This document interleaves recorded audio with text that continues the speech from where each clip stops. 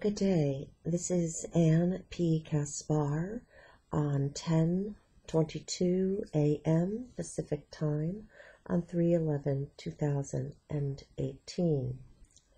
This recording today is a sworn recording under penalty of perjury of the approximate timeline of my blacklisted whistleblowing since 1997.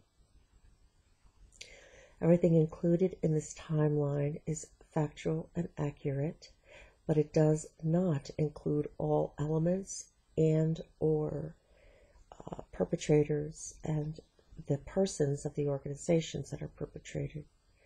It is as complete as it can be, given the attempt I'm making to protect the innocent and to only preserve my life. In the early part of 1997, I became a named plaintiff for the landmark gender discrimination class action Cremens et al. Versus Merrill Lynch. Within approximately 1 year of that, I received my first death threat via AOL Instant Messenger. The threat was anonymous and said, "Shut up or be shut up." That prior year, I had done comprehensive public relations work and had garnered for myself and the class action a very strong amount of publicity or public relations. I had also commenced a relationship with a literary agent who was working with myself in the development of a factual citizen journalist type of book. From the early part of 1997, with the filing of this class action, a number of early trend bearers would occur. For the first time in 1997, there was this death threat, and then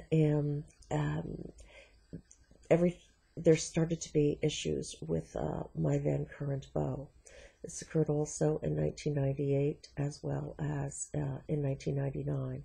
Not the death threat, but these continued what I would call interpersonal issues with folks very close to me, either my beau, a neighbor, a landlord, just folks very close. Prior to this 1997 date, February actually of 1997 was the filing of the class action. There hadn't been any of this. There had been a competition in career areas, but no interpersonal, really difficult issues, and no close in my neighborhood difficult issues either. By 1999, by the end of 1998, my relationship to this person would be, my beau would be pretty much almost severed, and throughout the year of 1999, I would not live with him anymore and would be pursuing the settlement of my claim assiduously via public relations efforts. In 1999, there started to be these, continued to be these interpersonal issues, but very, very limited, but mostly close to my home. Outside of my home area, no issues whatsoever, but close to my home, meaning neighbor, landlord, buyer, seller. Odd though, because again, prior to that date in 1997, these types of things just never occurred. As I was saying, by the end of 98, I would leave my profession to focus on my settlement and to move forward with my life. By the early part of 2000, I would move from the Boston area and move back to New York State and the Hamptons area. What should be noted in this move is that I originally rented a home with the option to buy, simply to see if the area would work, etc. And again, this issue with housing reared its head. I came into the housing after signing the lease and prepaying for a year to garner goodwill with the folks who were my landlords as well, who could sell the house to me. And the entire house was filled with a black mold. I had to pay more than $1,000 for cleaning people to scour the entire house down and basically throw out more than I can care to say that was allowed to be thrown out. And during this year, I had a very good relationship with my landlords, and there seemed to be, I was back to my old life. There were no issues with my neighbors. There was no issue with my landlord. I began to travel and enjoy myself and start rebuilding my life after the decimation of my career and the lawsuit. What I should note for the year of 2000, that I made investments with a number of people and via a number of people, all of which I can't blame the people at all, but what I can say is none of these investments worked, and in fact cost me a very substantial amount of money that was allocated for my retirement. And in 2000 also, I would begin to see that the Northeast was not a very safe place to be. There were many different events that occurred that year in the Hamptons that indicated to me that there was something going to happen that was not beneficial to the residents of Long Island. And I made plans to move out of the Northeast in general. It should be said that my experiences in the Hamptons that year were very positive, very wonderful, and extremely healing. And again, the issues that I had experienced in Massachusetts were not there, but I had made these investments via these three individuals, one of which was a original Rothschild who was married to a Hilton. The second was a claimant in the Merrill action who I helped get her award from $250,000 to $750,000, and the last was through a former client of mine who had been and was now retiring, one of the top managers of one of the top insurance companies in the world. His jurisdiction included all assets under management, so we're talking at the time of a multi-billion-dollar account, who was a very, very good client, very respected, very enjoyed. And that's what I'm going to say about the investments of 2000. All monies were ultimately lost and have not been recouped to date. In 2001, I moved to Texas to be with a new beau and to restart life in a completely different area of the country. I should note that prior to moving to Texas in the early part of 2001, when I voted in November of 2000, I was turned away in Long Island from the ballot box by the excuse that I was not registered, which is not true, and a number of the named plaintiffs in the Merrill case and in the Solomon Smith Barney case, which were going on together at the same time, were turned away from the their voting arena for the first time in many cases in their lives. And I noted that to be an early sign of serious problems to come.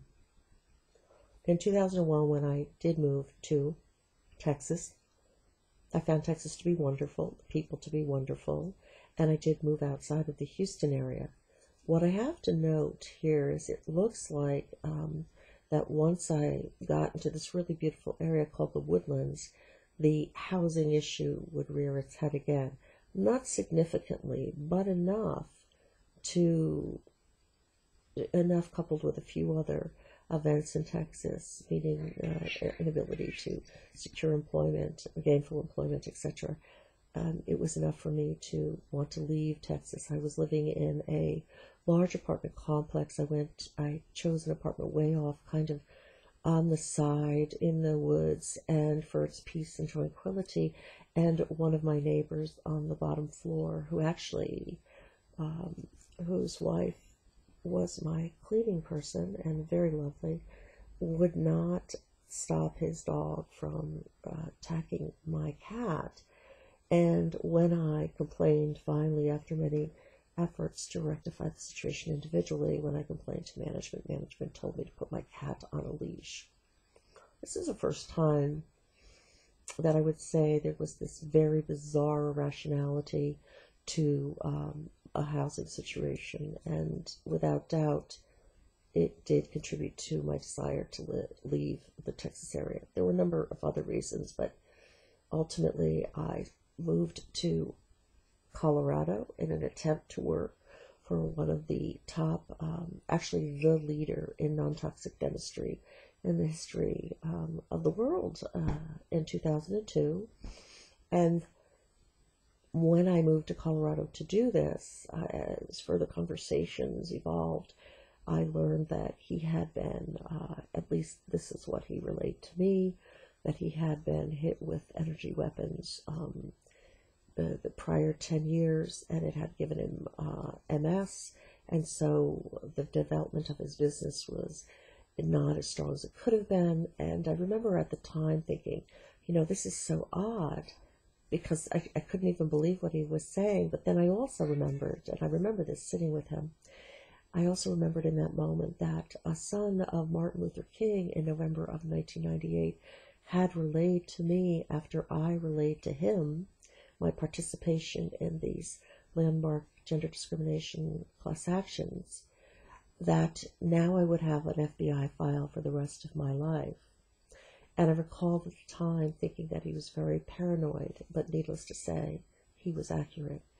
So when I discussed with this leader in non-toxic dentistry the situation of his situation, my situation, I felt uncomfortable pursuing it further because of a number of issues, which I now know. He had been so undermined in his career that, of course, the business net was nowhere where it needed to be, and he really was not able to pay an individual the income, the earnings that they deserve to be able to really structure that business and market it correctly. So within a year of moving to Colorado, because I was unable to secure employment there in a number of financial firms, as well as with this non-toxic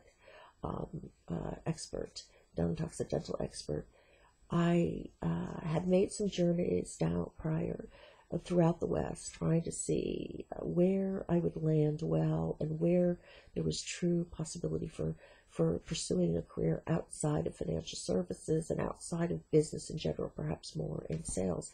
And I was able to secure a position in Santa Fe, New Mexico. And this was after tons and tons of emails. You cannot imagine how I pursued that area.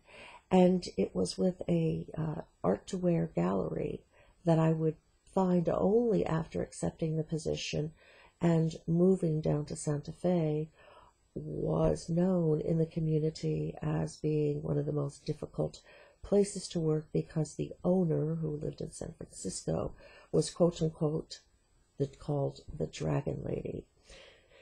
Now, this is critically important because it clearly depicts how so we're talking about 2003 now, early 2003, how since just 2000, when I began to reach back out into the world and try to reestablish some level of career, some level of new life, that already there were these events occurring that just had never occurred prior to the lawsuit. And they were odd, and they were consistently odd. I worked for this individual and that wonderful gallery for approximately 3 to 4 months, and within that period of time I was able to increase sales substantially. And as we started to go into the fall season, I noted that one of the critical reasons I decided to take the position did not exist. The owner had lied to me about an existing client list, which of course would have carried the sales through the winter season, and that was imperative for me because I worked primarily on a commission basis other than a very small monthly salary. When I requested an increase of salary only by 25%, the owner stopped paying me and I had to leave the gallery. Now, I made this request only because the owner had not kept her word, and because I knew the economics were such that it was necessary at least through 4 months of the winter months, 3 to 4 months of the winter months, while I rebooted and continued on with all the public relations and community outreach programs and events, etc., that I was doing to increase the sales of the gallery. When I left, because of the inherent difficulties with this owner, I had been reaching out again to Wall Street in Santa Fe, and within a short period of time in 2000 and within a short period of time, I would, by the end of August of 2003, I would be offered a position at Morgan Stanley and would be incorporated into a trainee program because my licenses had lapsed for, I think, 4 years. I consented to this program. However, the agreement made between myself and my manager was that if I started to exceed expectations in performance, that I would be somehow removed from this program to be able to make the money that would be normally the money that I had generated. Otherwise, the program dictated that for the first 2 years, I would work like quite a lunatic to establish my business and with new clients, etc., and only be paid a salary for those first 2 years. Individuals who have had an extensive experience in managing assets and do a great job, this is not a benefit to them, and I would not have adhered to that. However, within, of course, when I went to Morgan, I hit the cover off the ball, did consistently very, very well, enjoyed myself enormously, and really did respect my younger manager. I did note, however, and this I'm going to suspend, I noted for the first time that there was what I would call a lot of organized talking, I suppose you would call it, in the office, and it was a situation where you could call it normal competition, but it became too extensive, and it coincided with a time when my mom was dying in Vermont, and I had to make trips back and forth to see her because I was her only child. And it became very, very, very difficult in the spring of 2004 to continue to work in this environment because the same types of events that had occurred with Merrill Lynch were beginning to occur at Morgan Stanley in the Santa Fe office. And it was just, how do I put this? The confluence of problems became very abnormal.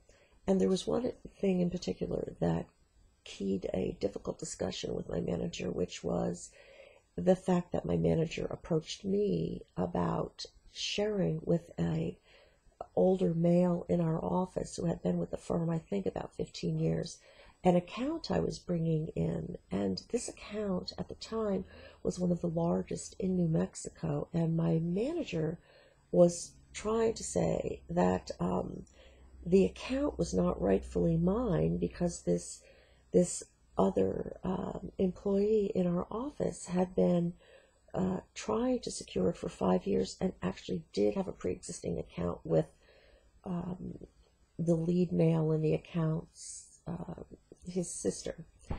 And this is not acceptable in any way, shape, or form, and it is absolutely one of the ways that Wall Street does discriminate and create great hardship for women and minorities.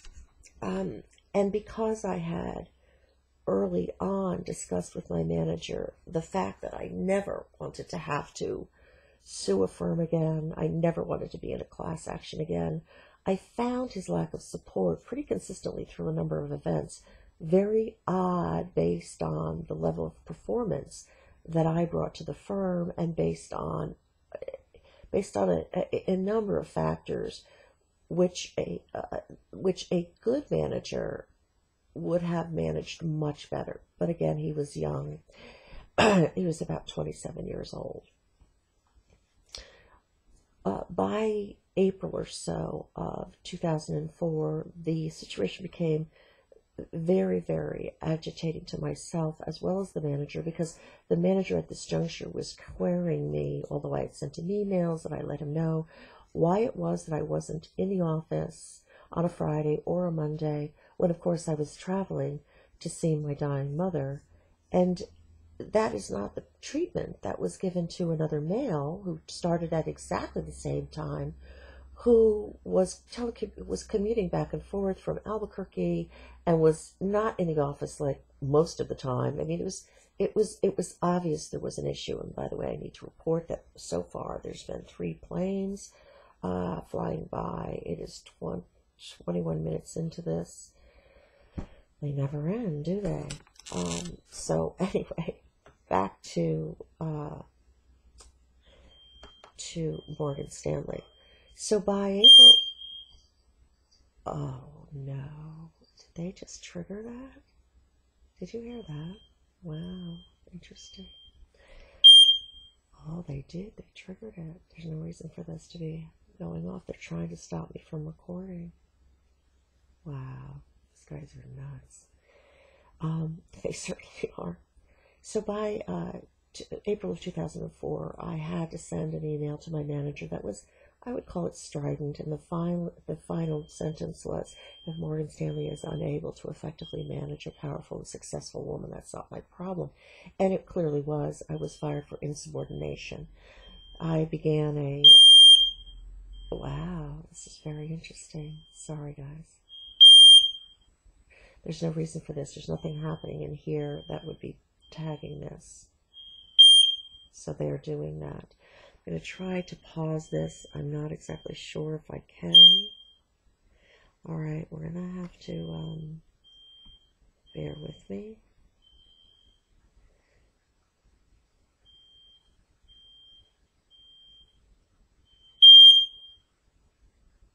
I do apologize. We're still recording, and I really don't want to stop recording. I'm trying to pause this, and it's not allowing it. Okay, so you can see what has happened here. And that was just as the plane came by. Now there's a second plane. So we have now 5 planes. Bear with me. I have to hold through this and see if we're able to transcend it. Clearly there's an issue. Bear with me.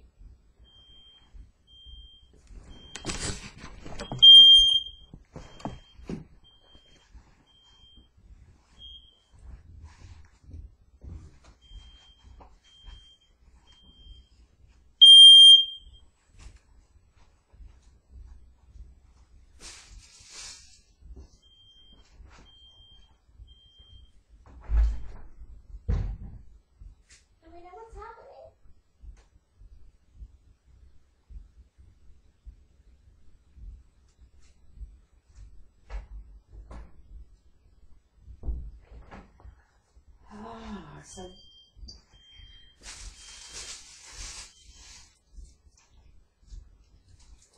it appears that there's no one at home, and so this has been begun for my exclusive enjoyment. Now, I'm not sure if I can stop this, but I will try. All right, so you saw what just happened there. 4 planes, oh, I'm sorry, 3 planes, and suddenly we have, and there's no one cooking, there's no one taking a shower, so there's no reason for this. And now let's see how many more. Also, they might be tagging.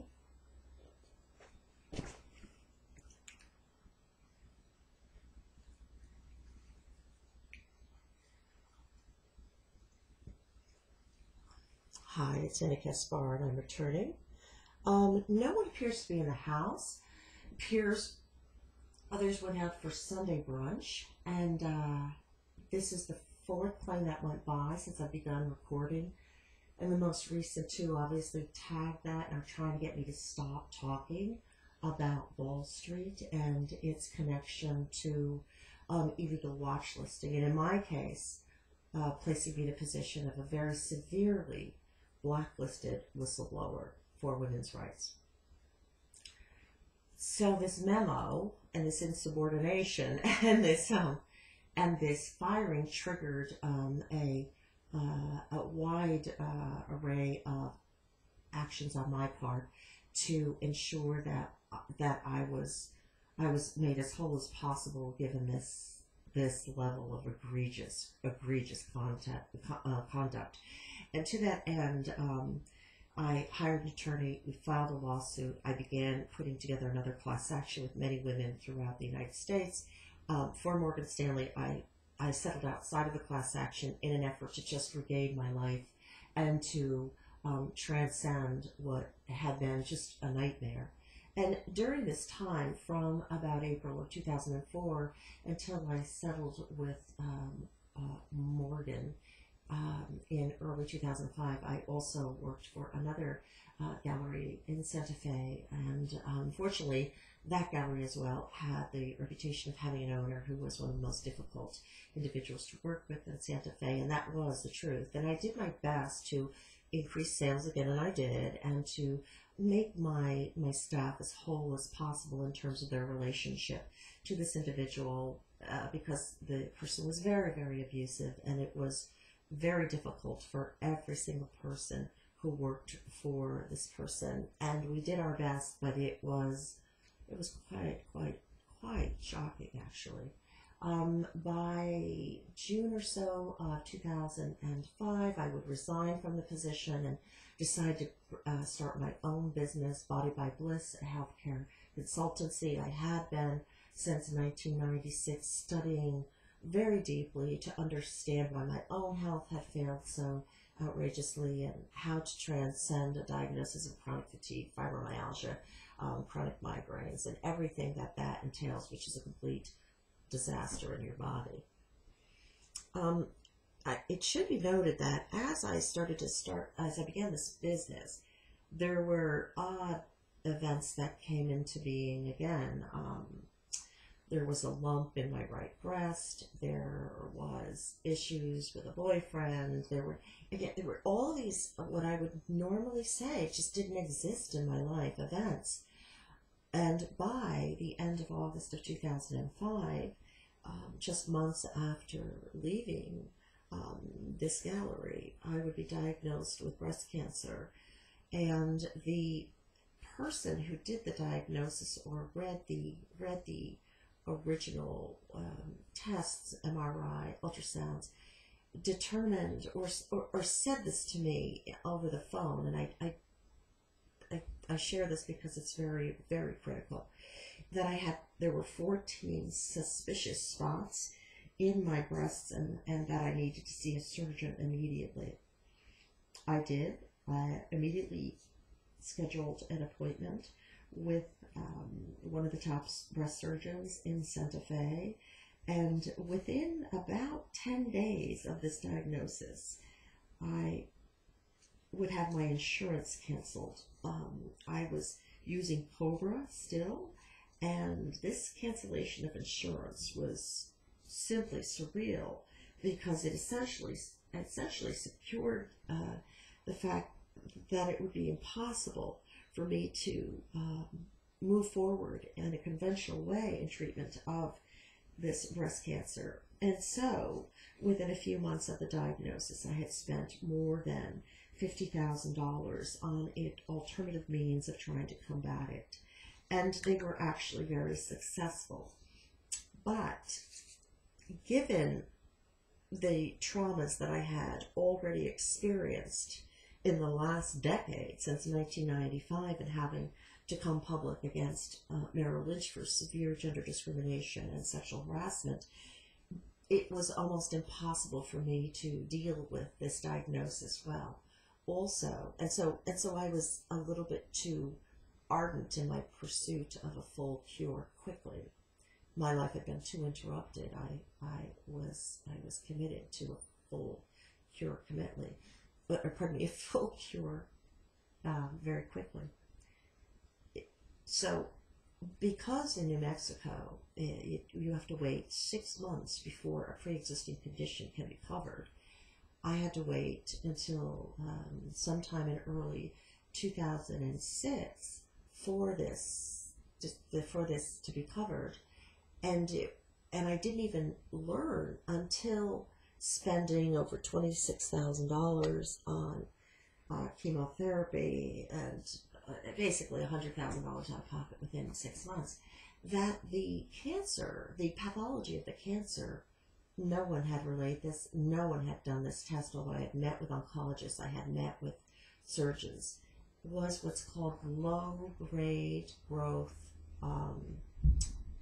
estrogen and progesterone, very positive.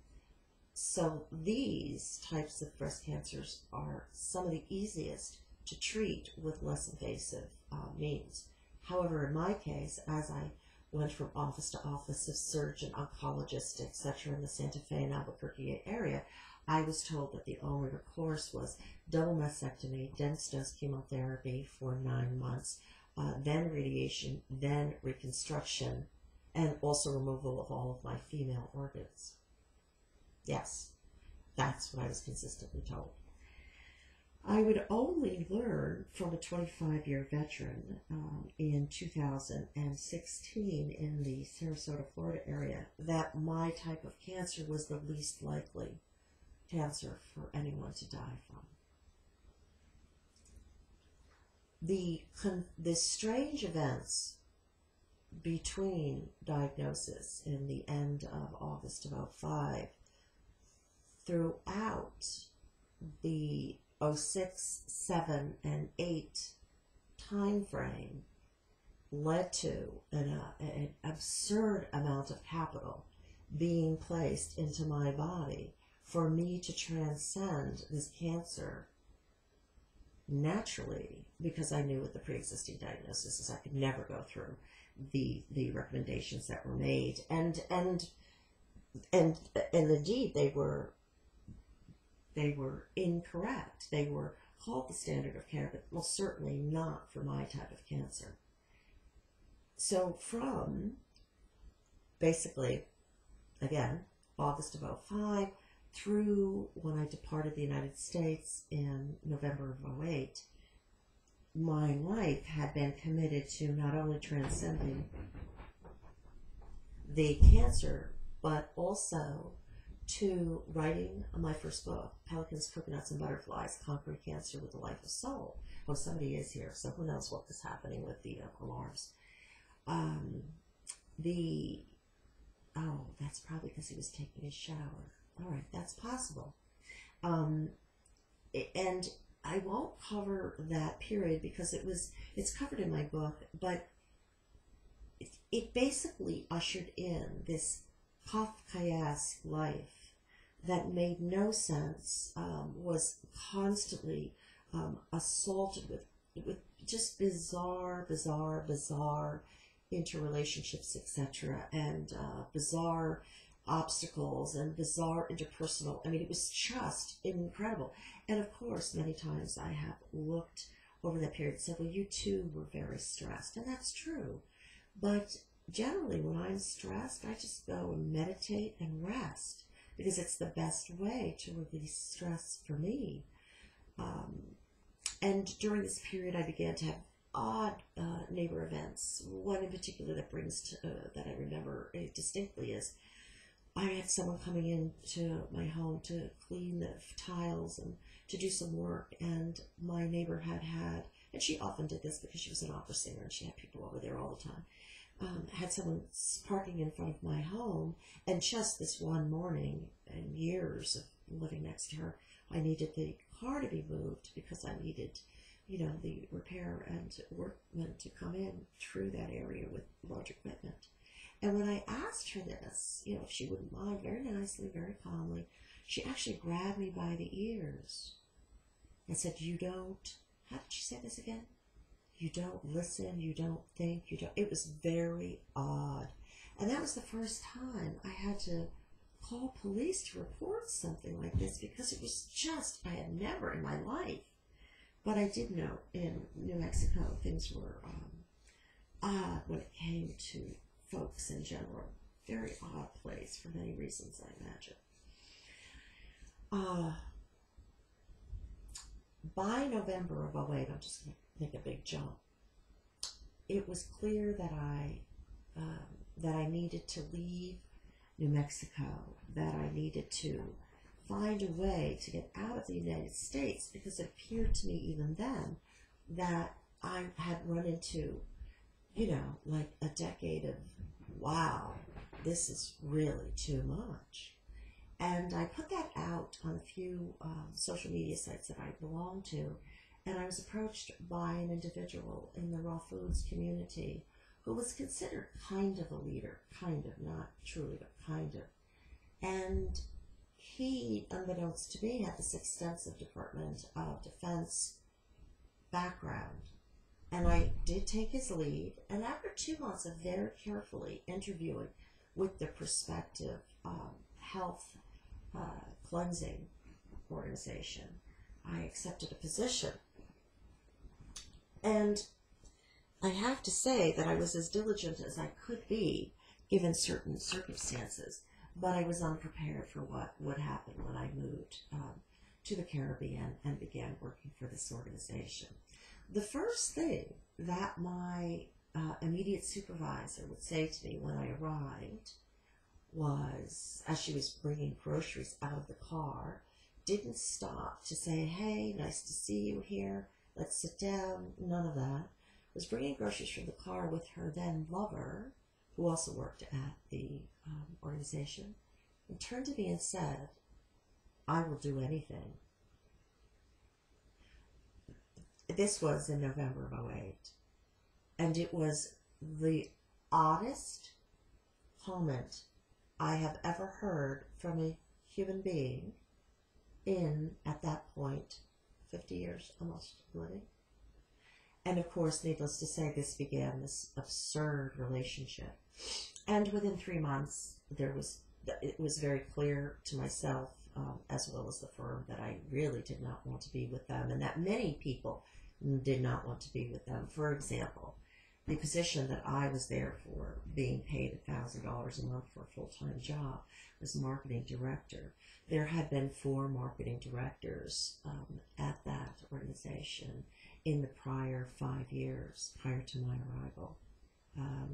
And it was an organization who was flatlined in growth for a 25-year period, when the remainder of the industry had just jettisoned in terms of growth.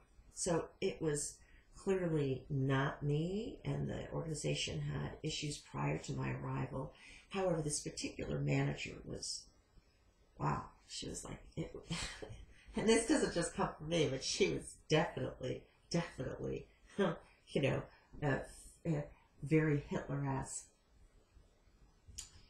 I stayed where I moved. I secured an apartment. I began writing my book. I began starting the business that I tried to start in Santa Fe. And given the fact that my breast cancer was indolent and really not much of a concern, I was in a fairly decent position to forge my life forward. What I would find as I pursued this was this constant internet interception of the copies of my book and the design work for it consistently over a 6-month period. And it was so substantial, I had to alert my team to the fact that always when they sent me anything via Gmail, there was a 50% probability that I would not get it. That it was very odd. At first I attributed it to the fact that I was living in the Caribbean, but then I knew, because it was so odd, that someone was clearly intercepting the accounts.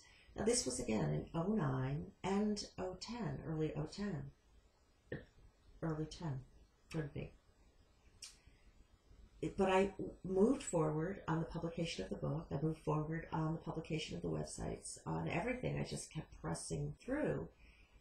And with the last copy of the book, before it was going to the publishers, the printers, I got my second anonymous instant message that was vaguely threatening. And it said, "Don't forget not to use the word cure, Ani, A-N-I." And this was via Gmail, my Body by Bliss account. And of course I kept a copy of it. But it was clear to me that I was being very heavily surveilled. Luckily, the book was launched. I had a lot of folks help. It did very, very well initially.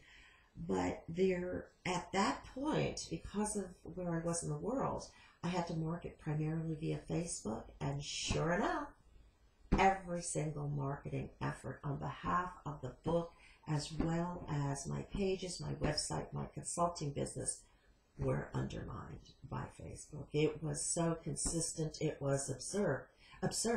Back in 2010, Facebook was breaking the links to Amazon, Barnes & Noble, my website, as well as to Body by Bliss, the consultancy website. They additionally refused to allow any kind of publication of these services and this product anywhere, even though 80% of what I did there was free information based, without soliciting anything. And of course, needless to say, I was aware of this early on, but when I tried to have it addressed correctly, it wasn't. And no one knew what to do.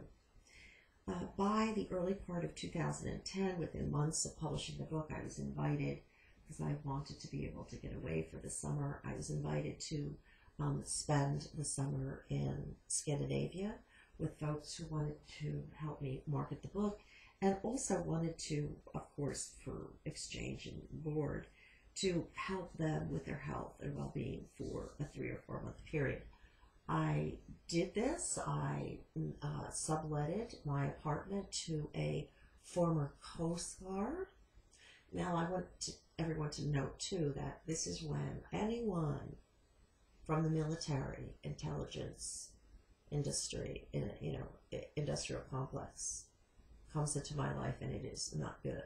And in fact, that manager at the retreat organization had also that type of a background, which I would only find out later.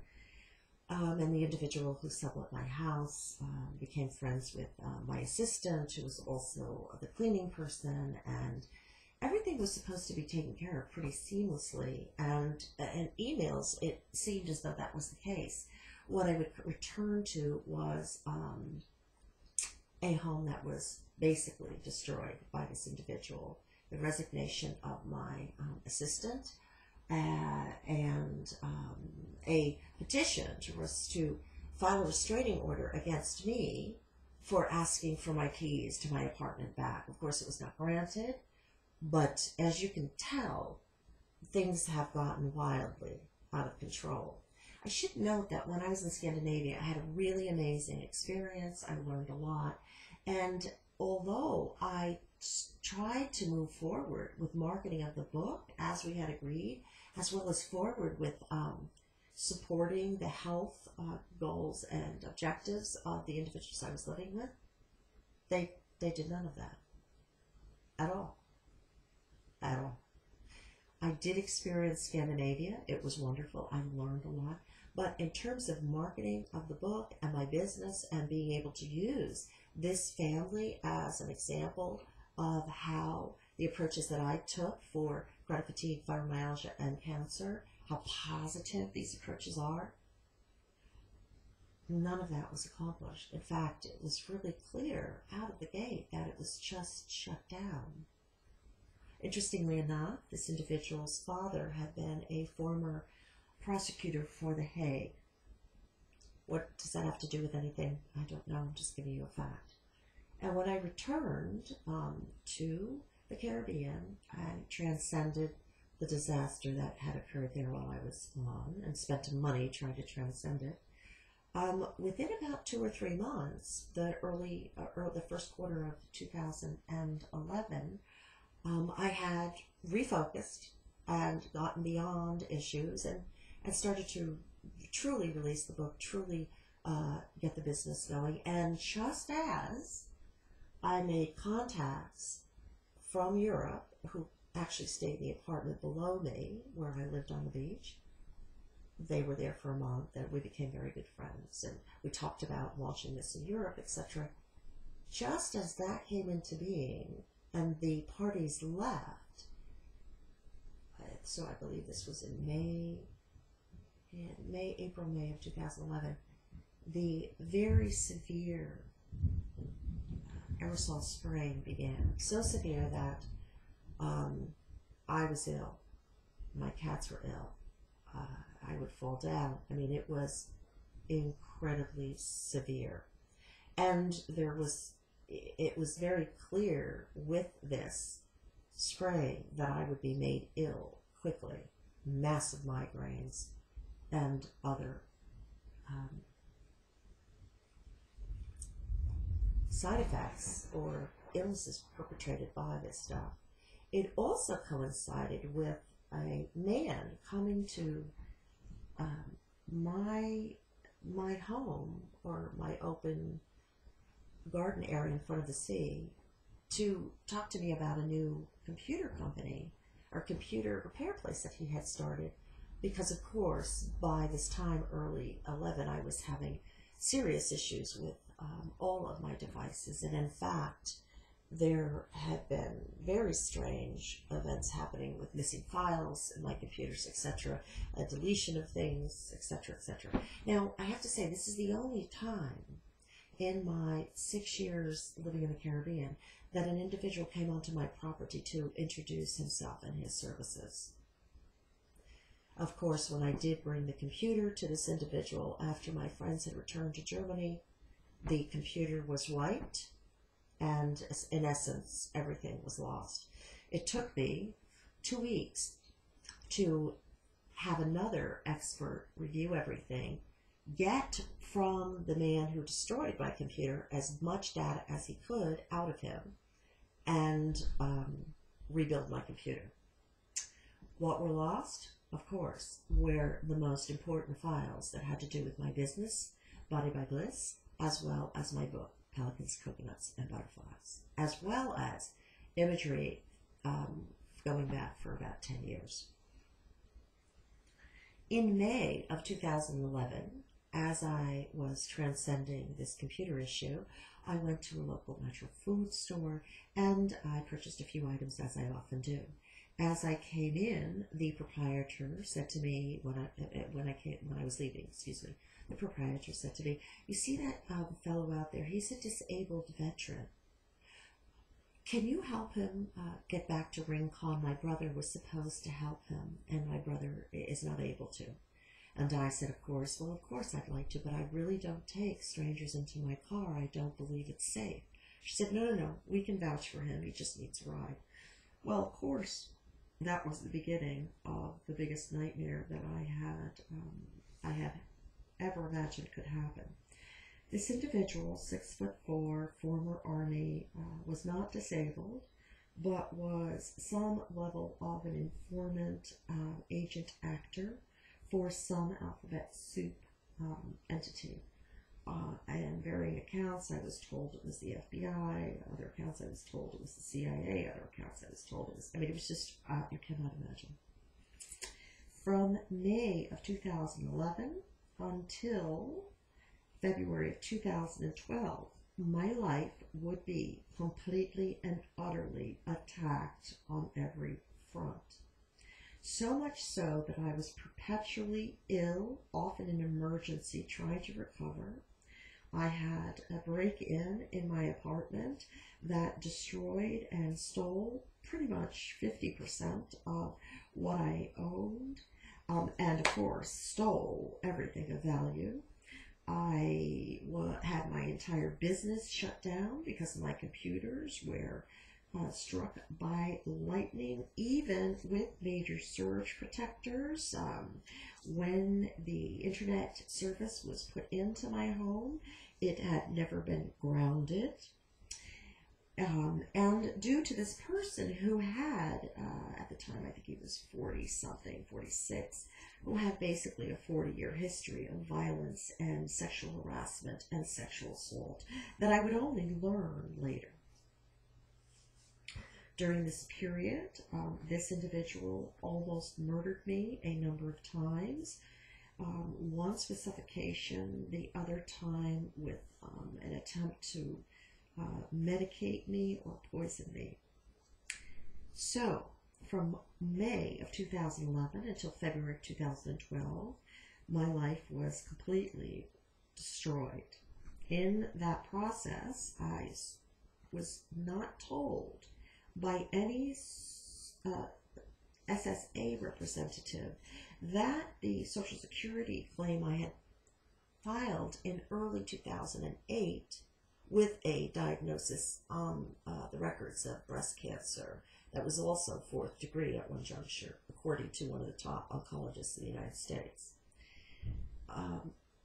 It took 2 years for Social Security to give me my claim, and then when they did, they said, okay, we find you fully disabled.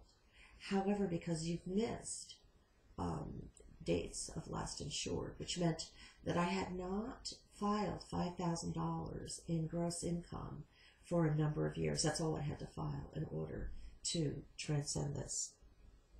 And no one would give me accurate information on any of this. No one. Any governmental office I went to, no. So, believing that I could not collect SSI outside of the United States, which was not true, I proceeded to try to secure Section 8 because my home had been invaded by black mold. And this is from massive aerial spraying nonstop from the beginning of 11 to September of 11. When I tried to file for Section 8, I had fraud committed against my person by the executive director of the office that I was approaching on the West Coast. The area of this office is also an area that would turn into a massive perpetration area for myself, and unbeknownst to me was an area where there's extensive drug and gun running. I had a witness to what Section 8 did. I had to go to the governor's office, and I had to wait for days in order to speak to someone. This took months. And finally I was approved, and when I returned in January after being approved, my home had been completely broken into and basically destroyed and everything stolen. Because my career in 2011 had been so interrupted, one of the things that this agent, this disabled veteran agent, did was ensure that I was unable to work on the internet at all.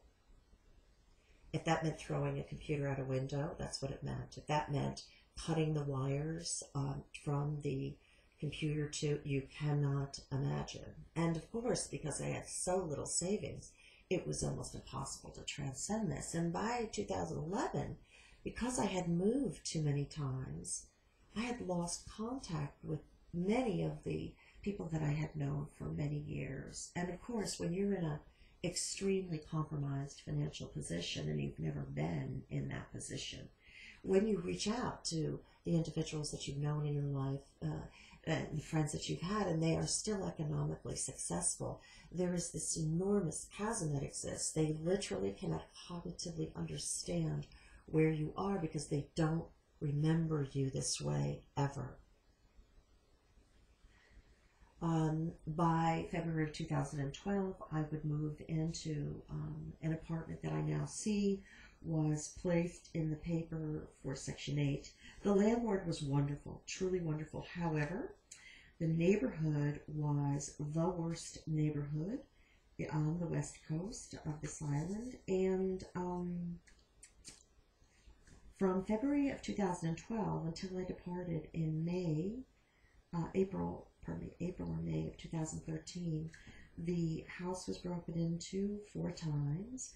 I was assailed with rocks through my windows probably about 10 times. I had to daily listen to screaming outside of my window, engines revving as you cannot imagine how full on this was. And the only thing I can think of is that it had to do with the fact that I had secured my Section 8 despite the efforts of this executive director in this town to ensure that I didn't have these rights. Now, because these benefits, and after paying $1.5 million in taxes, there's no doubt that I actually deserved these life-saving benefits. And because I had no family, they were so very critical. Because I documented very consistently what was happening, where I was living, to the mayor's office, to the municipal police, to Section 8, no one did anything, but I was, and I'm sure that only escalated everything, and I didn't know at the time, but I was blessed enough to be able to get out of that situation. And this was also a situation where this individual followed me, stalked me, and because I was starving, I had to let him in my life. You cannot imagine. He destroyed the apartment. The deposit was lost. He was put in jail for 18. It goes on and on. I'm not going there because it's so surreal that I literally can't even go back to remembering it. It was so Kafkaesque. And of course, I asked for support, I asked for help, and it never was forthcoming the way it should have been, given the fact that I had been I was in such a severely compromised position and had paid so many taxes.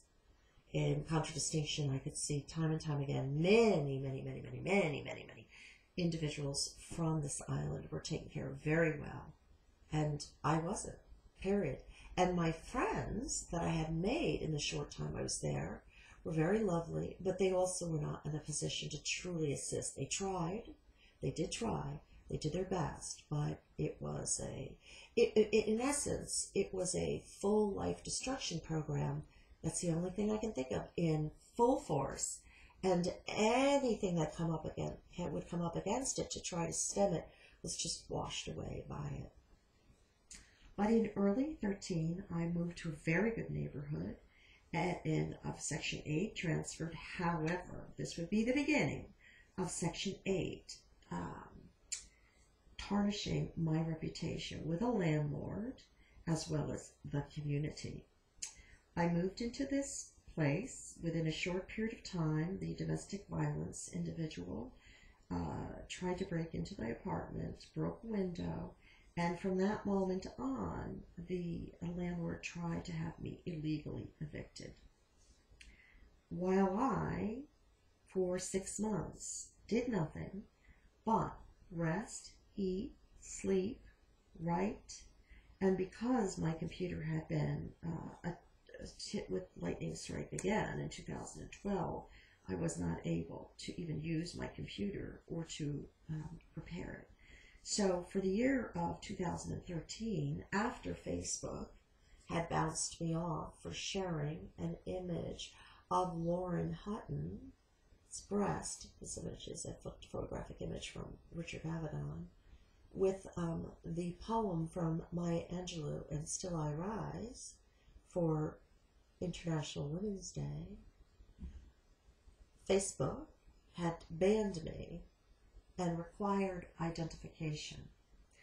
The required of identification was very, very critical because since everything had been stolen from me in 2012 and I had no excess capital to live on at all, I had no identification. Yes. So for a year, from early 2013 on, March, Facebook would ban me because I didn't have identification. It was during this year of being banned that I was very, very seriously community policed and community organized stalked. This included, and I have evidence of all of this, my landlord who worked for 6 months to get me evicted illegally. Several of my neighbors who colluded to poison myself and my animals, acted on a daily basis in any interactive pattern very negatively against my person, who was totally quiet, respectful, clean, happy, and trying desperately to resurrect her life. Since I was living on $250 a month, that's all, I was not able to continue a phone service except for the free phone that was given to you, and that did very little. And as this landlord perpetrated against me nonstop, as I tried to document this with Section 8 and other individuals, nothing was being done. Nothing. And so, in October of 2013, after trying assiduously to respect court dates, to act in a reasonable manner, to defend myself against this, I was illegally evicted. In this illegal eviction, because of course by this juncture too, I'm on an Air Force base, so there's this crazy ringing in my ears, static in my left ear. I'm so ill I can barely function. I leave the house and leave my everything there, and the marshals have to come, take it out, and put it in the street, literally. This was an illegal eviction. I did nothing wrong. Nothing. There was that one event with this individual. He was never back. He was put in jail. And that was it. There was nothing else. Nothing else. Oh, except I didn't pay $8 a month that was my cost, because I kept on trying to enlist Section 8 to stop the perpetration of this landlord, and they would never do it, and they would never respond. I mean, you cannot imagine. And I many times paid her the $8, but then she said I didn't pay her, and I paid it on time. So I stopped paying the $8. That's the only thing. So we're talking about what? 6 times 8 tops. So for $48, I am illegally evicted. And in fact, in the court with the judge who was administering this, I sat alone once. The bailiff walked out. The landlord was not there. And the judge started screaming at me. This is also a time when I was actually held by that court in a little pending area with, like, the FBI wants to talk to you. And I'm like, okay, please send them in. No, of course they didn't come in. Anyway, so by October of 2013, I am essentially living out of my car and staying with friends intermittently. It's during this period that I realize, although Section 8 did not tell me this, or would never see me, that I have lost my benefits because of this eviction. Now, this is extremely similar to Island County, as you can tell at this juncture, or you will be able to tell. And so I had to intermittently, because I couldn't live in my car, this individual was out of jail, stay with this individual because I had nowhere to go except I had to bounce around from friends, etc. And it is possible that I could have gotten my Section 8 back, but I was so traumatized. I knew that I had to be somewhere out of the town in which I had been living where these horrible events began, and even out of the first town where the aerial spraying seemed to usher in this mad life that had nothing to do with me. By the end of 2013, I would experience in the first week of December a heart attack. I would not once again be given sufficient medical attention at the hospitals which had happened with all the hospitals, emergency rooms I had gone to in the past 2-3 years, because of the level of aerial spraying, the level of infections, the level of illness, period. And I would stay in the hospital for 5 days to recover. And after I left, because I was still in recovery, I had to go back to this person's space, to this domestic violence person's space, and I was being perpetrated against there. But luckily, there were enough neighbors who were paying attention that they actually trying to support me, because they knew, of course, it wasn't me. And of course, he was telling stories. It was, of course, all me.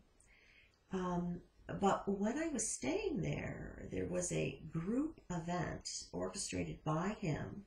This was about the 19th of December, where a gang came to his apartment and started becoming extremely violent. And because the police would not answer my calls, and because my phone had run out of minutes, and because he had no phone, so he could never be located. Yes.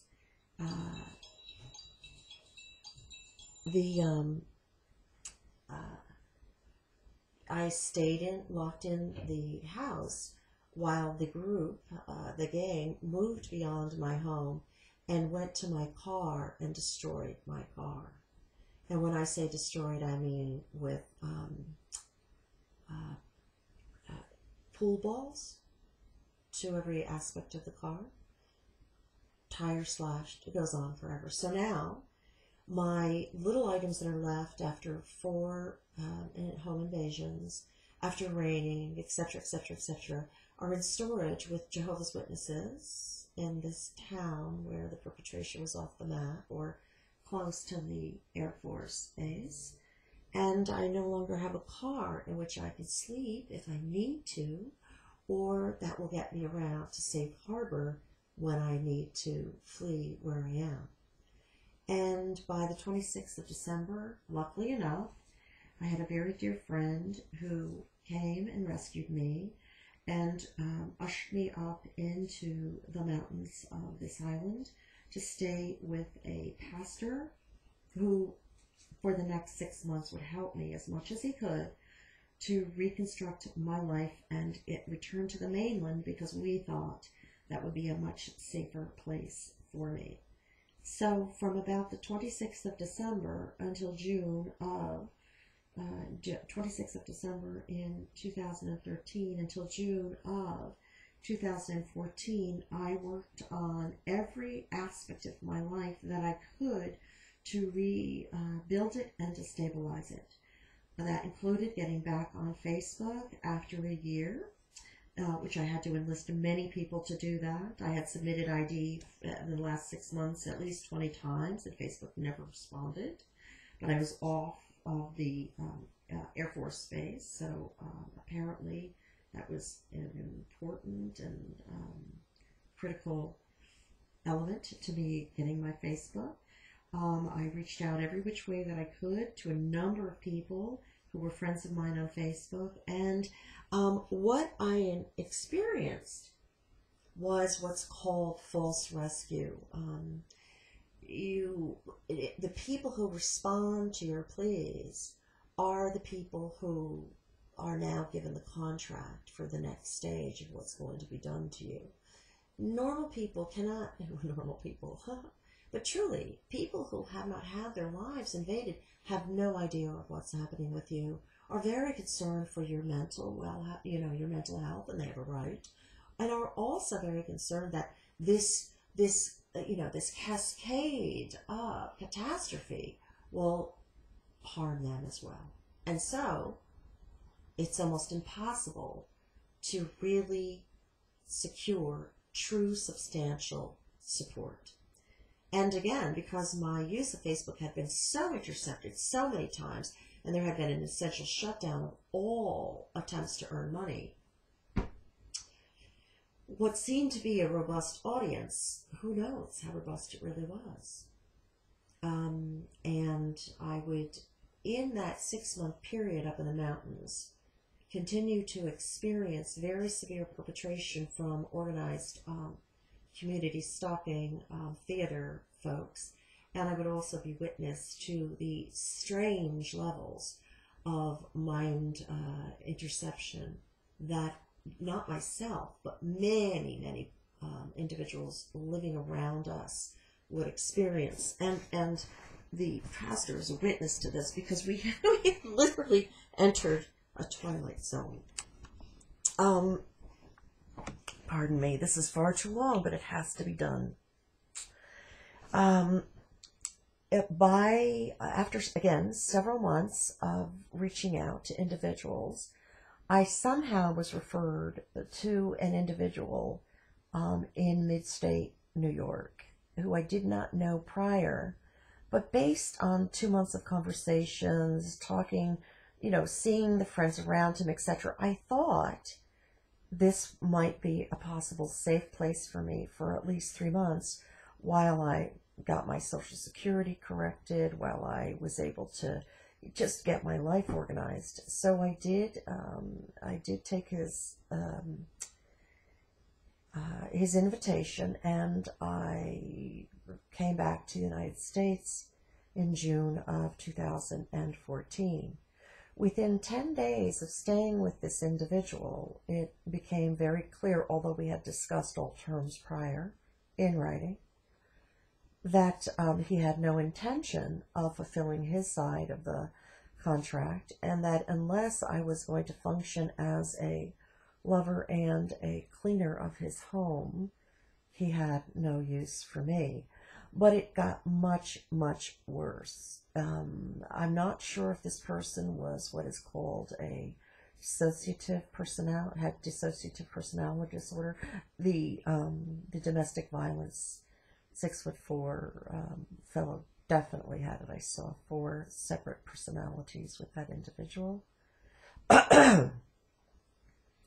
But the person who had invited me to return to the United States and upstate New York, for no fault of my own, because I'm very quiet, I rest, I'm doing everything I need to do to recreate my life.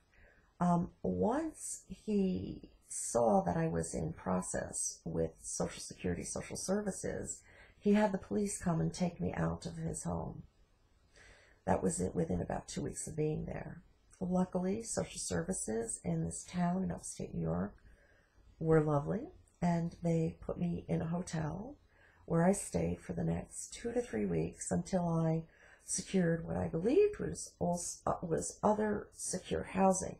Now, this housing was secured via Craigslist, which is, as we all know at this juncture, a list that you do not, planes are back. It's not a place to seek anything of true value in, I would say, and it's definitely chalked up to the eyeballs in infiltrators and agents, and forgive me for losing energy, but this is a long, difficult process. When I moved into the hotel, I was able to get together with this individual's friends who had known him for 30 plus years, 40 years, I believe. And they proceeded to tell me that he was, from what they understood, he was schizophrenic.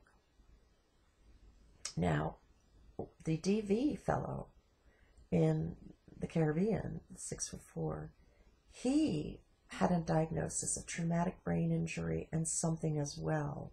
I don't know what that was, but it was extremely startling to me that the person who had destroyed my life in 3 years, the pastor who was helping but a little inconsistent, had a bipolar disorder, and the person who invited me back to the States had a schizophrenia diagnosis, or this is what I was told.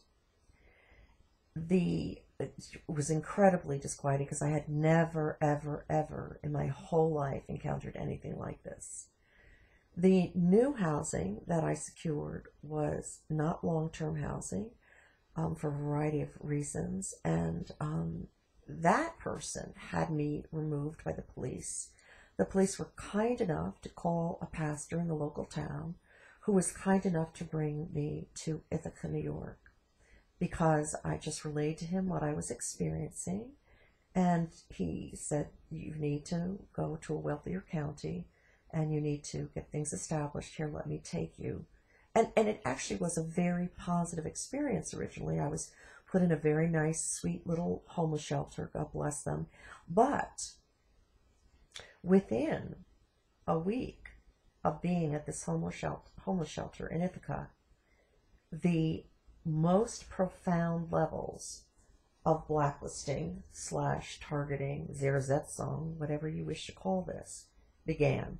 And it was so seamless that it ran from social services into the homeless shelter management throughout, out to Social Security, out to a women's resource center, to a domestic violence resource center. It hit every single area of potential support for resurrection and establishing of my life nonstop.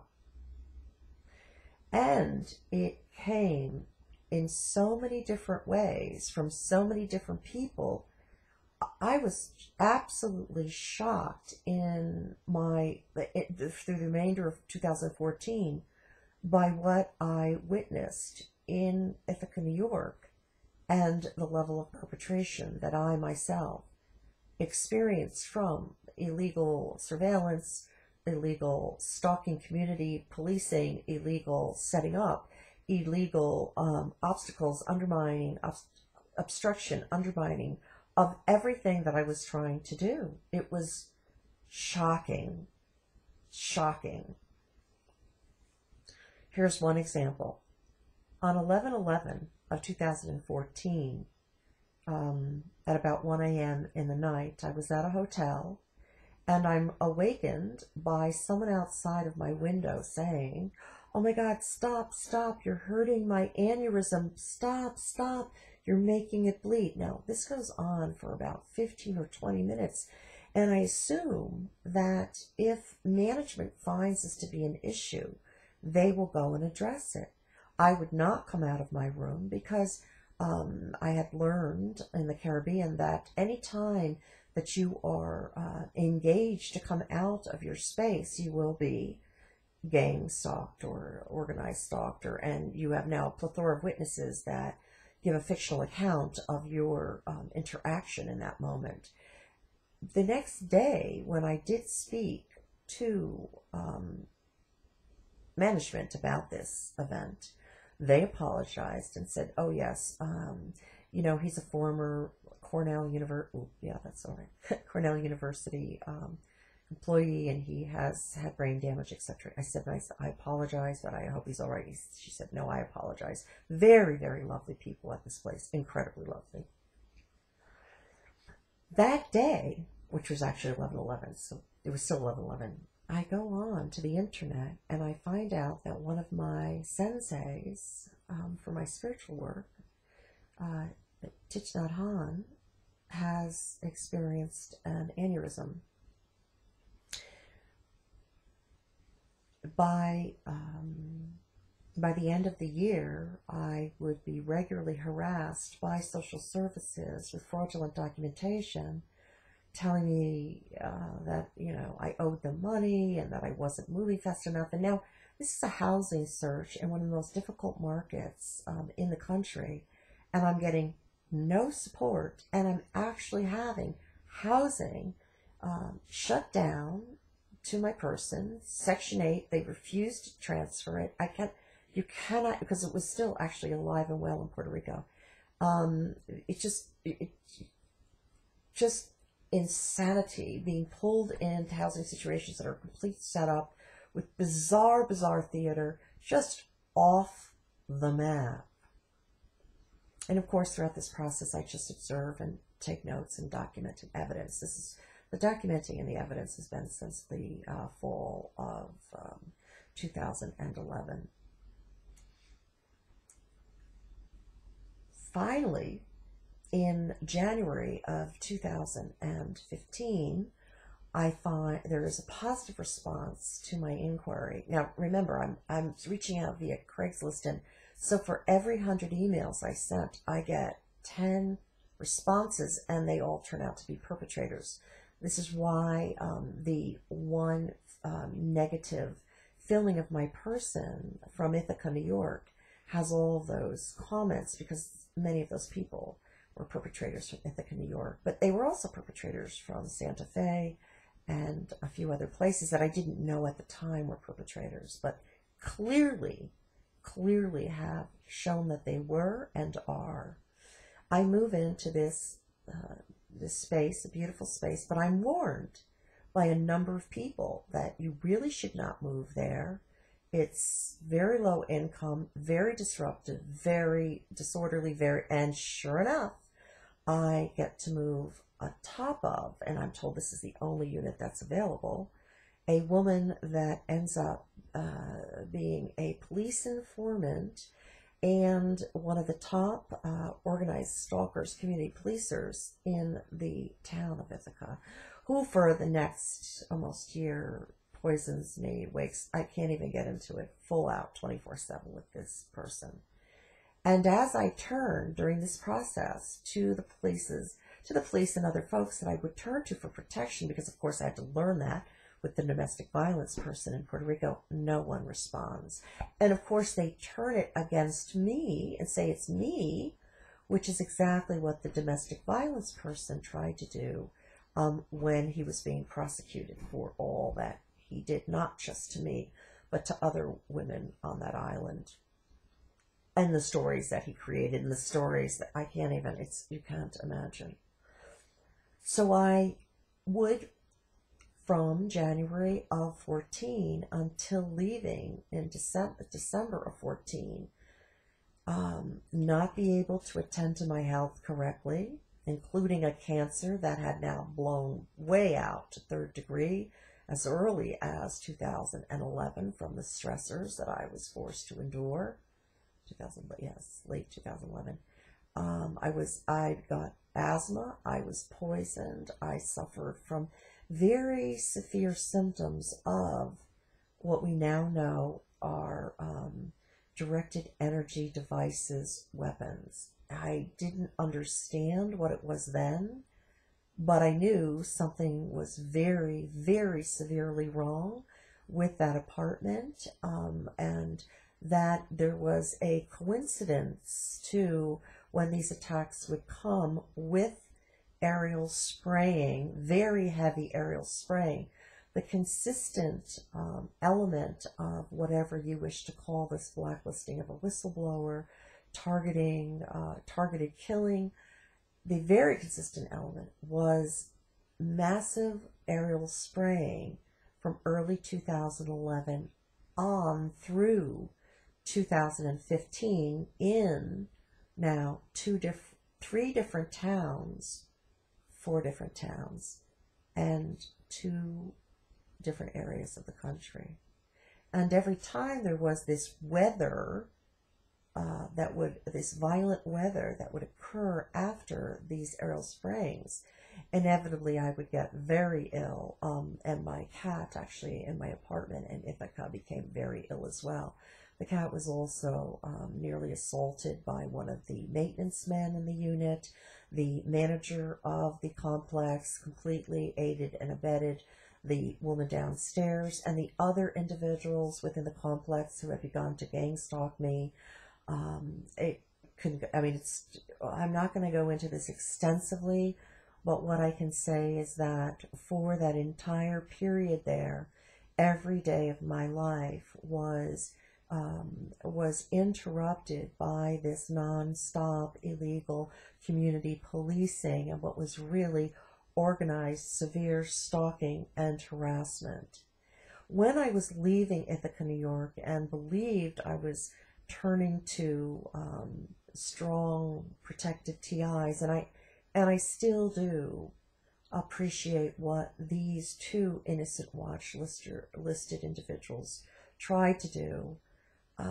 It was told to me by a person in social services and by a women's resource organization, that they knew I was a watch-listed individual and that the orders for the shutdown of my life had come from the Department of Homeland Security. I was also alerted by a number of individuals that the person who lived under me at this apartment complex, where I would later find out was completely committed to police informants, organized stalking. It was like the housing complex for their top stalkers in that town. I would be told, along with the information about being watch listed, be told as I was leaving that this entire apartment complex, which was owned by a company out of Manhattan called Domain, was a complex committed to perpetrating these types of programs. I also would go to the Cornell Women's Justice Center and ask for their assistance in this matter. They, while spending 3 hours with me to do intake, came back with a shutdown no. I would also learn that the medical fraud perpetrated against my person, which went everywhere from independent physicians to a psychologist for treatment for post-traumatic stress disorder from what I had incurred, to breast cancer physician. I mean, you cannot imagine false records everywhere, false timeline creation everywhere. And luckily, I documented as best as I could. I reached out as best as I could to every single governing organization. Oh, they're really targeting me now. This is very interesting. I just got massive change in my, pardon me guys, whew, in my ear ringing. Oh, okay. Pardon me, I apologize.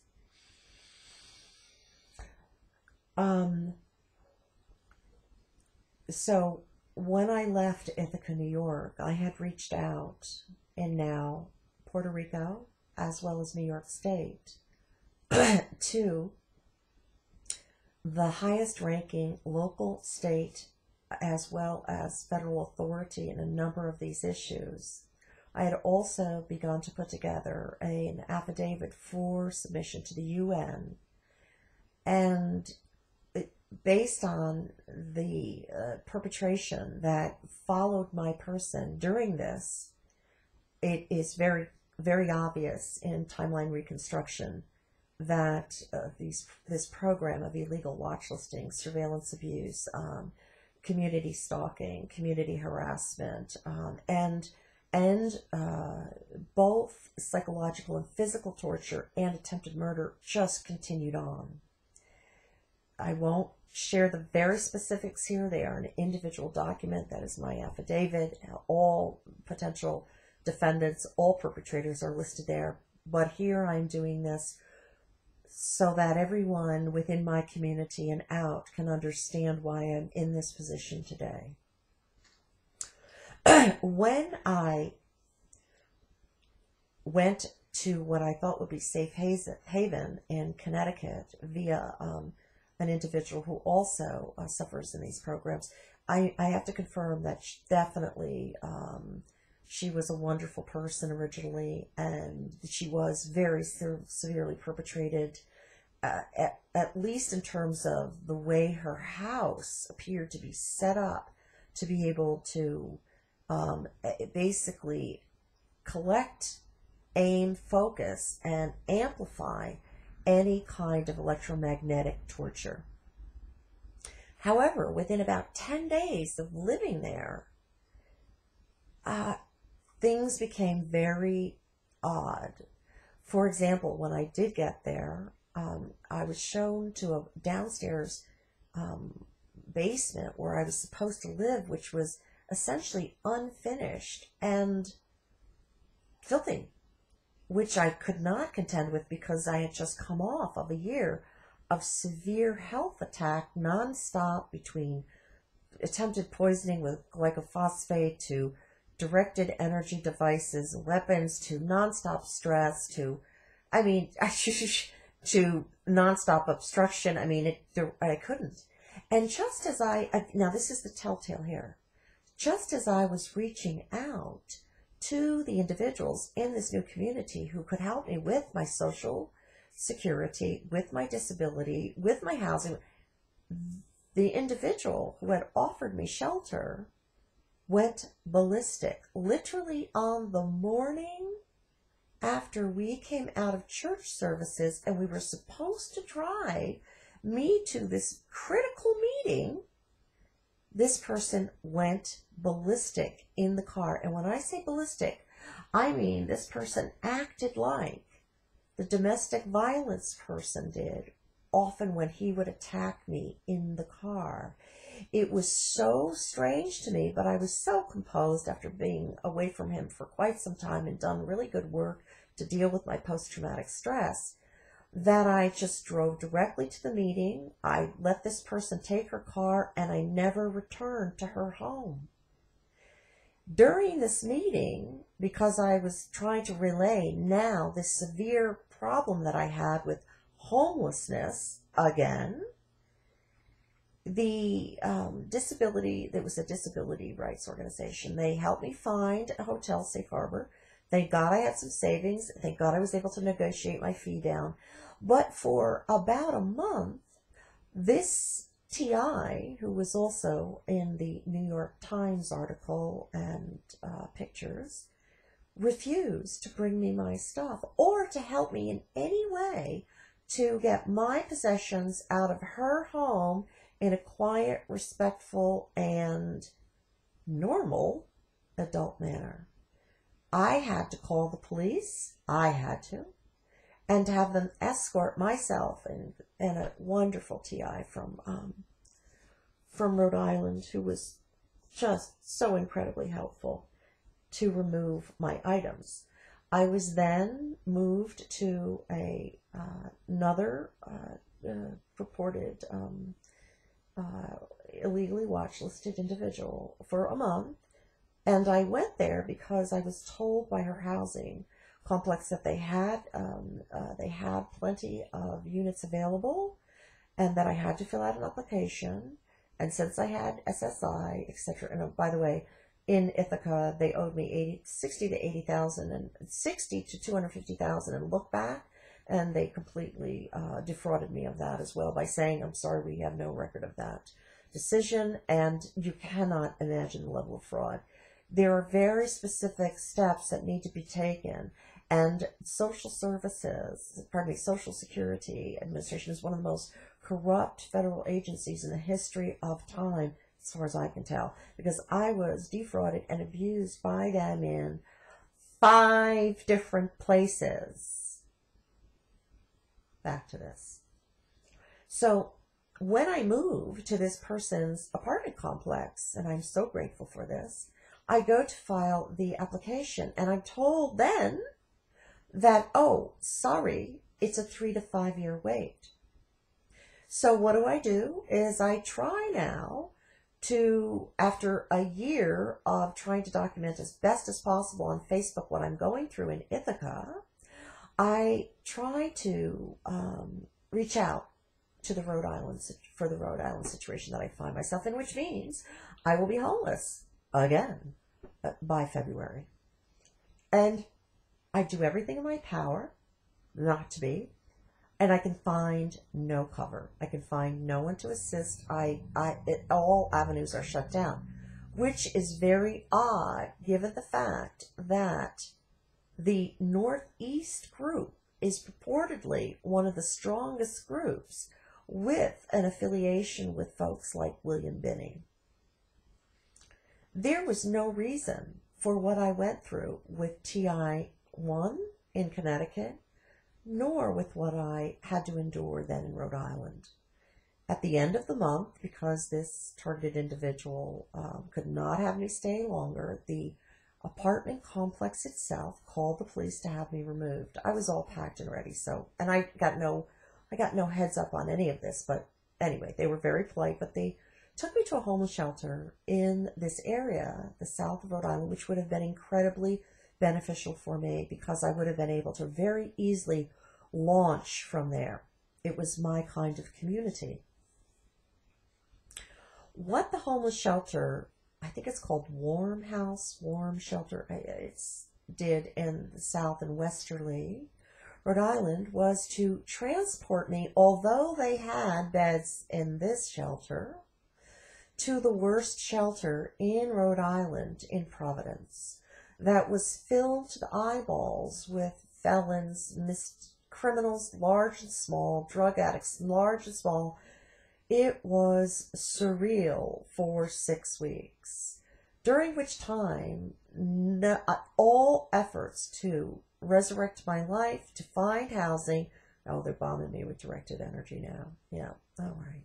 Were shut down left, right, and center. And where the artificial timeline created in Puerto Rico, further created in Ithaca, further created in Connecticut by this TI, because that was the strangest experience. Coming out of a Bible study class where you've met wonderful people, you're warmly received, you're like feeling, oh my God, I'm back to my normal life. And to have that TI completely sabotage you from the minute you walk out of that building,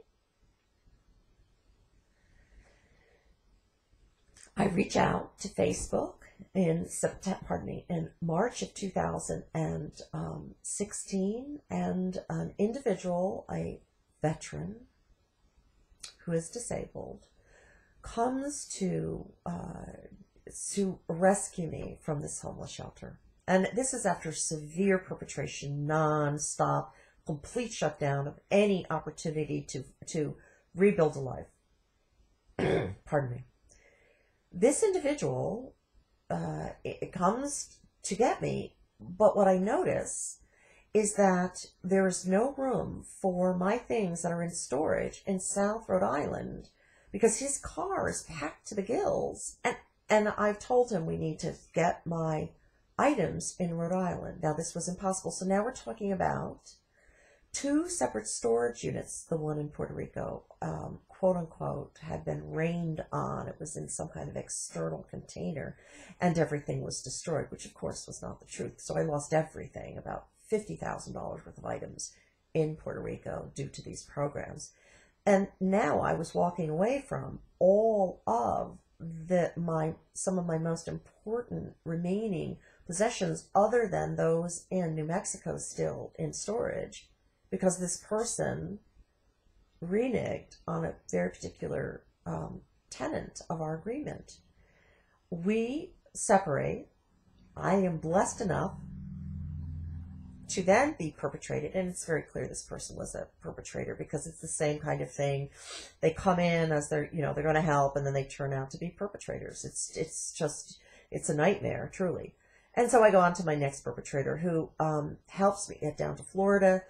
And within 2 days of being in her home and being perpetrated there, I know that I must leave. And luckily, I call the police for myself. I remove myself. They give me a ride to a hotel, and I contact a friend of mine who's a true friend in this area from Facebook, and he's blessed enough to allow me to stay with him for about a month when I start to recoup. However, during this time, of course, does he give me rides to get things done so I can actually rebuild my life? No. So what you have here is from June 2014 through now, June 2016, a complete obstruction of my entire life and all efforts to resurrect, rebuild, and stabilize it non-stop, consistently, from 1, 2, 3, 4 states. I take a brief fly down to Puerto Rico to see if maybe I should go back to Puerto Rico, because this is 2 years now. And I find that the person with whom I had begun business efforts in early 2011, who also was wildly targeted, has now a man in her life who is very clearly a perpetrator, either consciously or unconsciously. And it comes out over time that this individual, Herbo, is a very toxic person in the community and has extremely destabilized her life. So I come back with the help of angels in Puerto Rico to the United States and Florida. I come to Orlando. I take a bus with my luggage to Sarasota, Florida, where I have heard wonderful, wonderful things about. And indeed, Sarasota was an amazing, amazing place. However, when I get to Sarasota, there's one homeless shelter because I have very little money, and I have to sleep on the floor. And luckily, I was very hygienic, so I could take care of myself, etc. But I'd sleep on the floor every night and be outside every day. Mostly, I would go to the library or something, and I put my stuff in storage. I went through. You cannot imagine. You cannot imagine. However, within 6 weeks of being there, as I document the perpetration I'm experiencing in that Salvation Army from specific entities, and now I can look back and say, oh yeah, this is definitely a part of, the creation of an artificial timeline. And I very carefully use my language to make sure that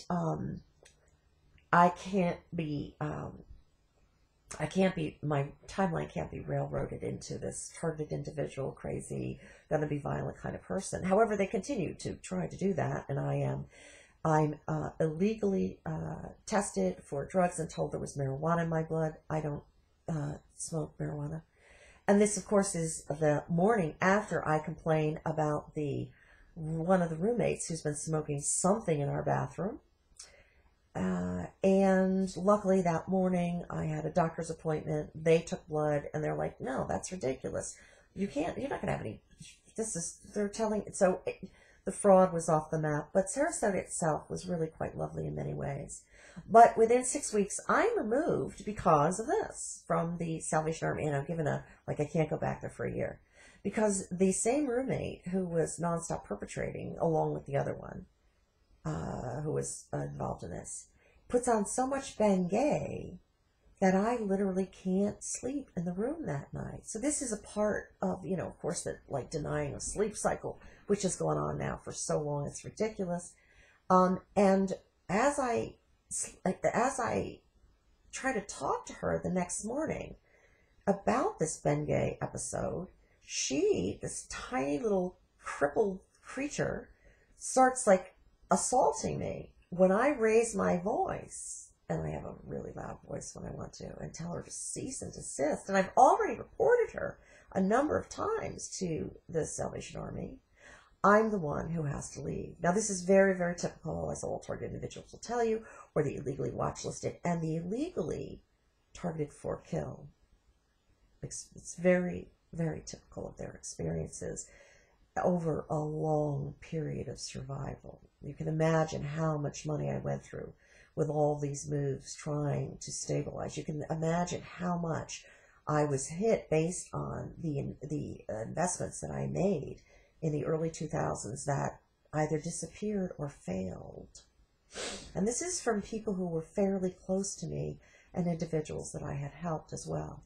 And there was, of course, I had major responsibility in a lot of this, at least 30%, because I was so ill-equipped to deal with every single facet that was blowing up in front of me that I probably handled much of this not as well as it could be handled. I go to a hotel again, and I stay at a hotel. I loop into a local foundation to get some support, because again, I'm still trying to get my breast cancer taken care of, right? Exactly. And I finally find housing, but only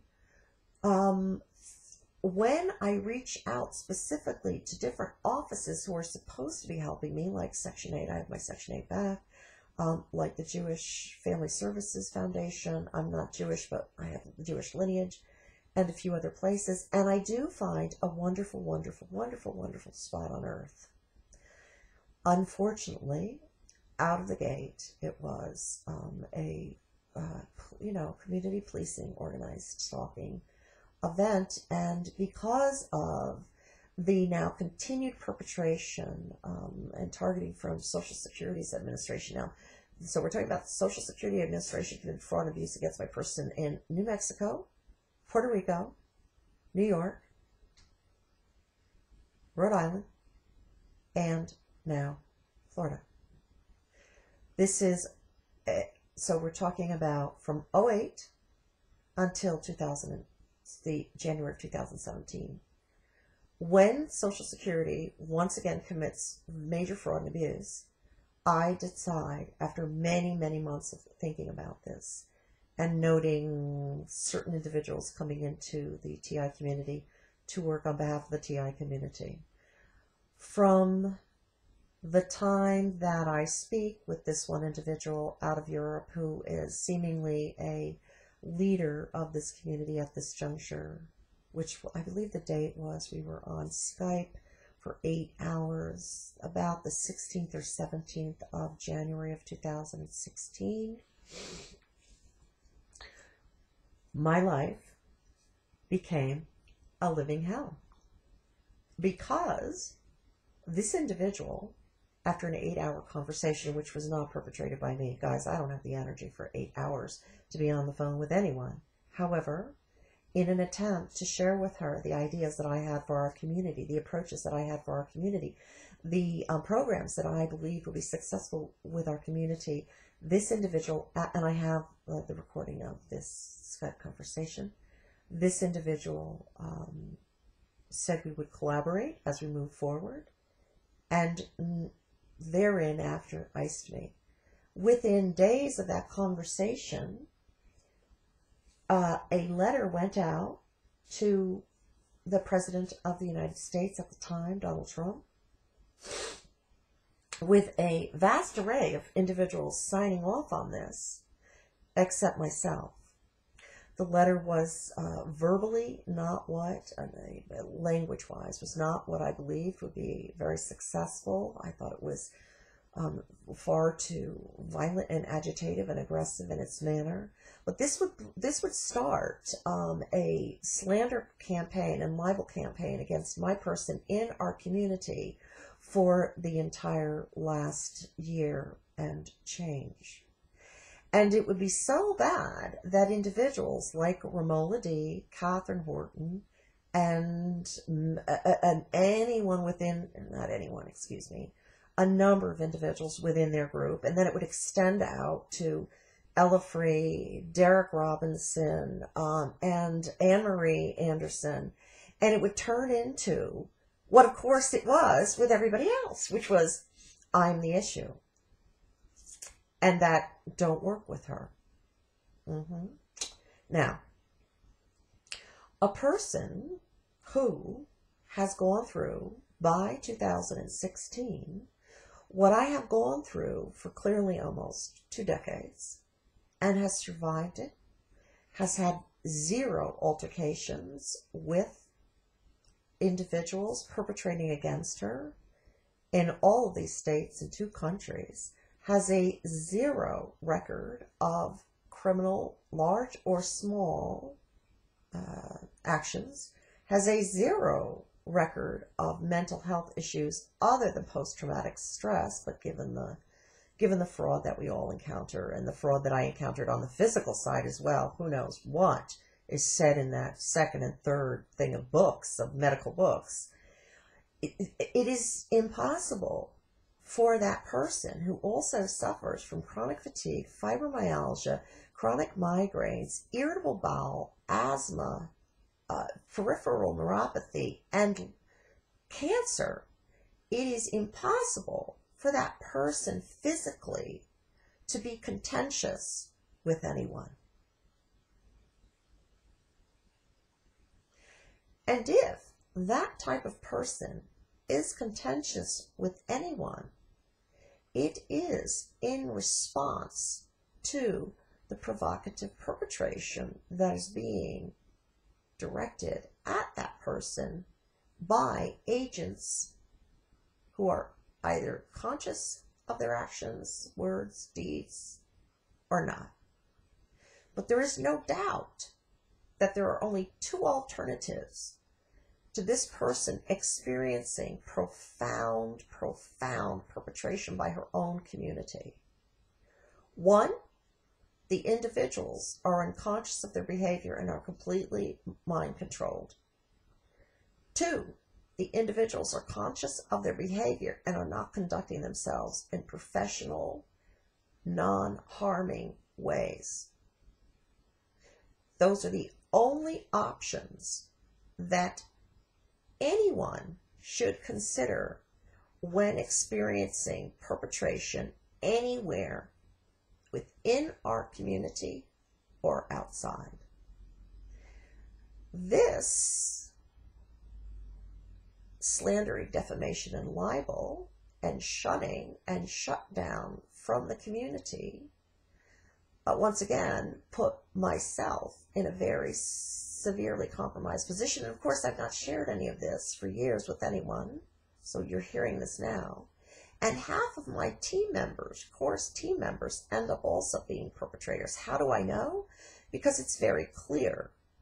If I allow someone to come to stay in my home in Sarasota because this person has represented himself as able to function very effectively in a group effort to turn these programs off, and he ends up not being able to write a paragraph, he ends up not being able to put together lists, he basically for a month is obstructing the progress of CORE nonstop. That person has to either be conscious or unconscious of their perpetration. If a person I'm working with, who I respect and treasure, is doing the intake on, quote unquote, all of the individuals who are coming to CORE, if that person starts to fail at their job as well, pardon my voice, and when I become severely ill with radiation sickness and have to go in the hospital, that person disappears and refuses to return the roster of CORE affiliated folks, especially for the UN filing. And if within 2 months of first speaking with a person I consider to me a severe perpetrator, because I watched over the next 2 months as many of the ideas I had shared with this person be rolled out through that person with other individuals, there is like no way I can transcend this if half of my team are infiltrator agents, perpetrators. And that's exactly what happened. Even though we did do incredible things in a short period of time, by April 17th, 2017, I would be forced to close down CORE because of the level of severe escalated surveillance, stalking, harassment, and torture that myself and others in my group would be then subjected to. When I say severe, I mean a 24/7 weave with intent to kill. Non-stop. Non-stop. In fact, when I leave the hospital the second time, I am perpetrated by a community leader who invites me to her home to rest. And during that time, does she completely perpetrate high-end, definite CIA, FBI, high-end stuff? Yes. Do I leave that home and return to the house where I'm going to most certainly be probably killed from the unbelievable directed energy that is perpetrating my home? And there's evidence for all of this, everyone, so please, yeah, I do. And I manage to get one person by June of 2017 to help me leave Florida. I should have gone abroad, but there was no money for that. The person who helped me trusted my judgment, and I unfortunately took an invitation to Washington State. So I leave Sarasota, Florida with everything behind. I just only take my most basic possessions, and I moved to Washington State because my logic is this. I'm still in the United States. I can still access some benefits. The only time things became crazy for you in Sarasota is when you pressed really hard. And it is entirely possible, because Washington State is so much more progressive, and you were in one of the most conservative communities in the history of Florida, that you'll have more protective cover here. Not true. In fact, the person who invited me was a perpetrator, at this juncture, well-known perpetrator. And within 3 days of moving to his house and giving him $200, he has the police come and take me out of his home and drive me to a mall. I kid you not. This person is well known at this juncture for being a survivor of SRA. But all I know is the person was incredibly, incredibly corrupted, and just I have images of the house. You cannot imagine, and recordings, you just can't. Luckily, a dear friend helps, several dear friends help, and I do find a place to stay. I find through Craigslist a home where I can caretake and get my room and board. And caretake, that was supposed to be 25 hours a week for exchange, now turns into 80 hours a week, and I am very aggressively perked within 10 days by a current employee of Boeing. And pretty immediately within the first month, it's set up for me to be responsible for the imminent death of this woman. Oh yeah, guys, you have no idea. To be set up for, if not the imminent death, but the severe taxation of this person. And and I've got 20 other things. Luckily, I was able to send emails to Disability Rights of Washington State at the same time as they were sent to these perpetrators, and it went way down. Did it continue for 4 months? Yes, it did. Did it continue in almost every way? Yes, it did. Was the directed energy off the map? Yes. Did people in the house experience it? Yes. Was I able to really turn that situation around pretty strongly? Yes, I was. However, because of the then insane interception of all of my electronic devices, all of my cyber life, I would find myself in a position time and time again, losing housing, potential housing, not being able to get documentation done in a timely manner for housing and transportation. I would also find myself constantly, what's the word I want to use?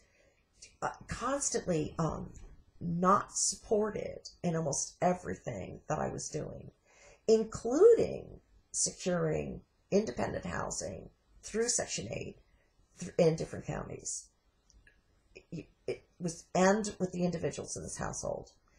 At the same time, I had befriended one of the individuals in this household, and had done such a good job, period, that she became a reference of mine, and she remains a true reference of mine. So she's removed from this. By October 19th of 2017, I would secure housing in Island County, Washington State. This was after filing a number of complaints with Disability Services of Washington, as well as the State Attorney General's Office, because of profound and irregular CFAA and other cyber crimes committed against my person prior to coming to Island County.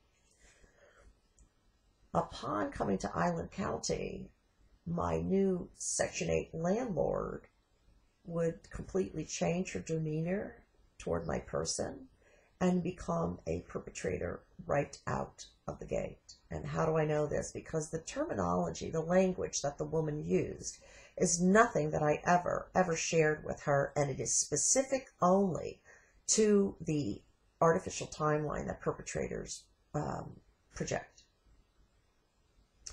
Within 10 days of being there, would she open my mail, go through my garbage, scream at me, accuse me of things, go ballistic. Yeah, within 10 days. So by the 29th of October, I would already be losing again the ability to resurrect my life, to secure employment, to begin businesses. So now, since 2014, I've been trying to at least start businesses on the internet I know will be successful, and it is now October of 17, and that's still not completed. And this landlord has very clearly been co-opted, because there is no way you can go from 6 weeks to 8 weeks of conversation and in writing confirmation of many things, have those 2 weeks of emails suddenly missing, and have this landlord turn into hell on wheels. This landlord would not stop, and no matter what I did to try to stem it, Section 8 in Island County clearly had perpetrated against my person. I won't get into the specifics of this, but it's all detailed in a response that I made to an illegal eviction notice, and the evidence is all there, that this landlord protectorally created an illegal eviction event that was so illegal that she actually could be jailed for her level of perjury in collusion with Section 8.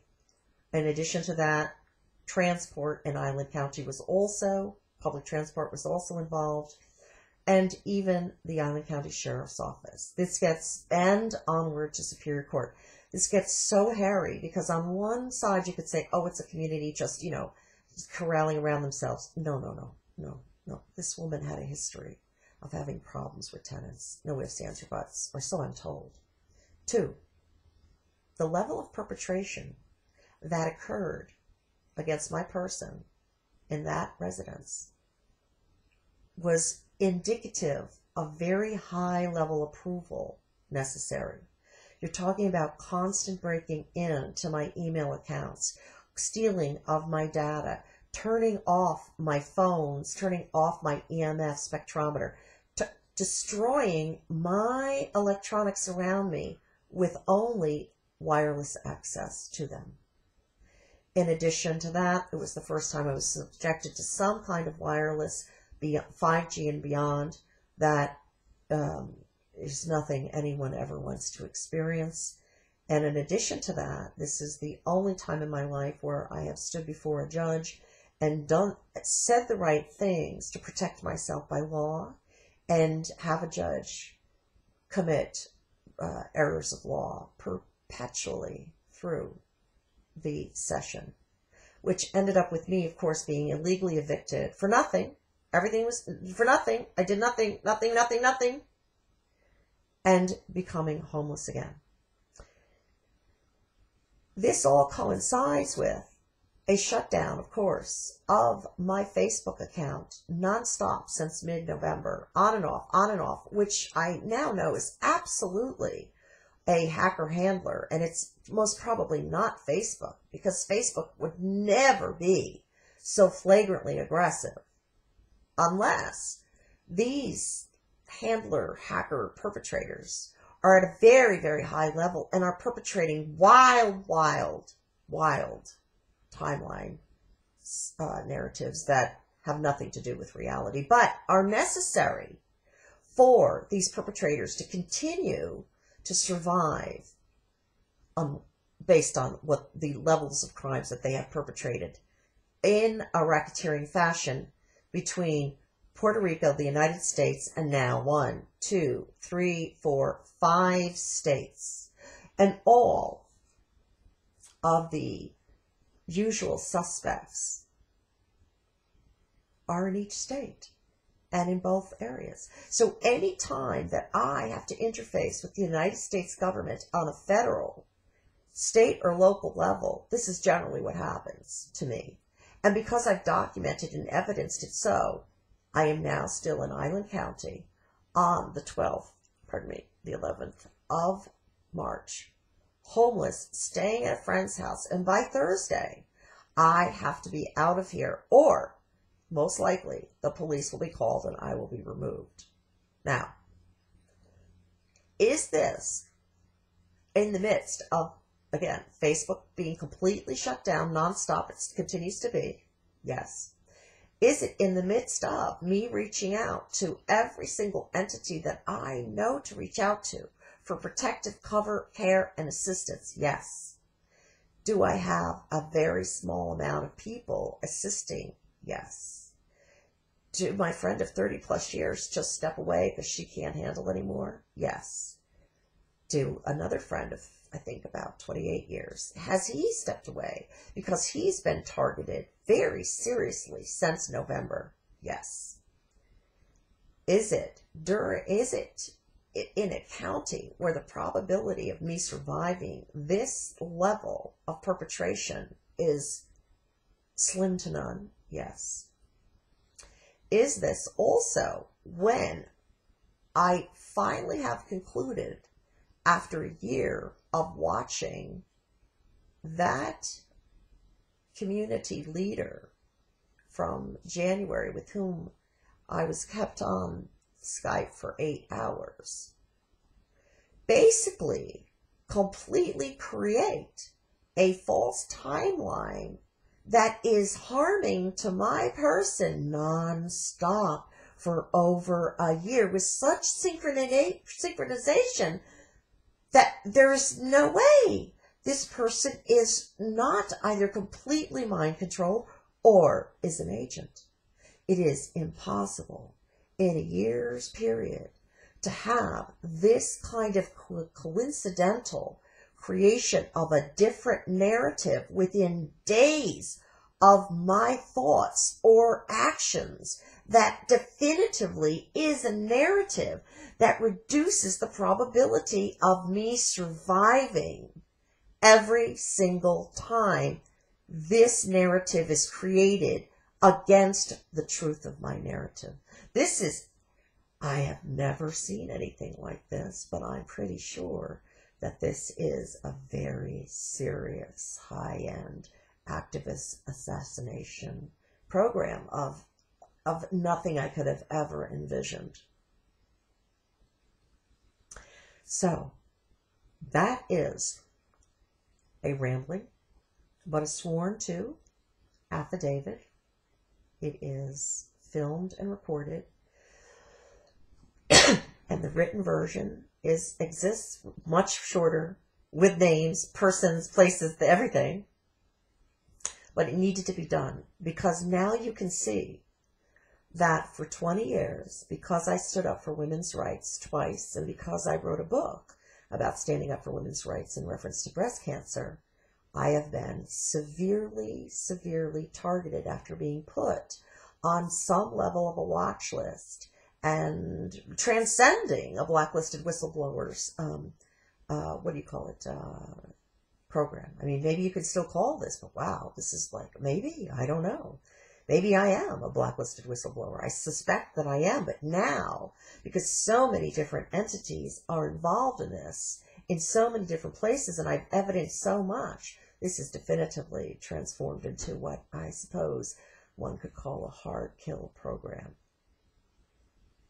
The reason for this affidavit today is to document as carefully as possible as I could the absolute insanity that I have had to transcend now for 20 years, but most definitively in the past 10, and to give you a bit of an illustration of what my experience as a blacklisted whistleblower, as a illegally and innocent watch-listed is.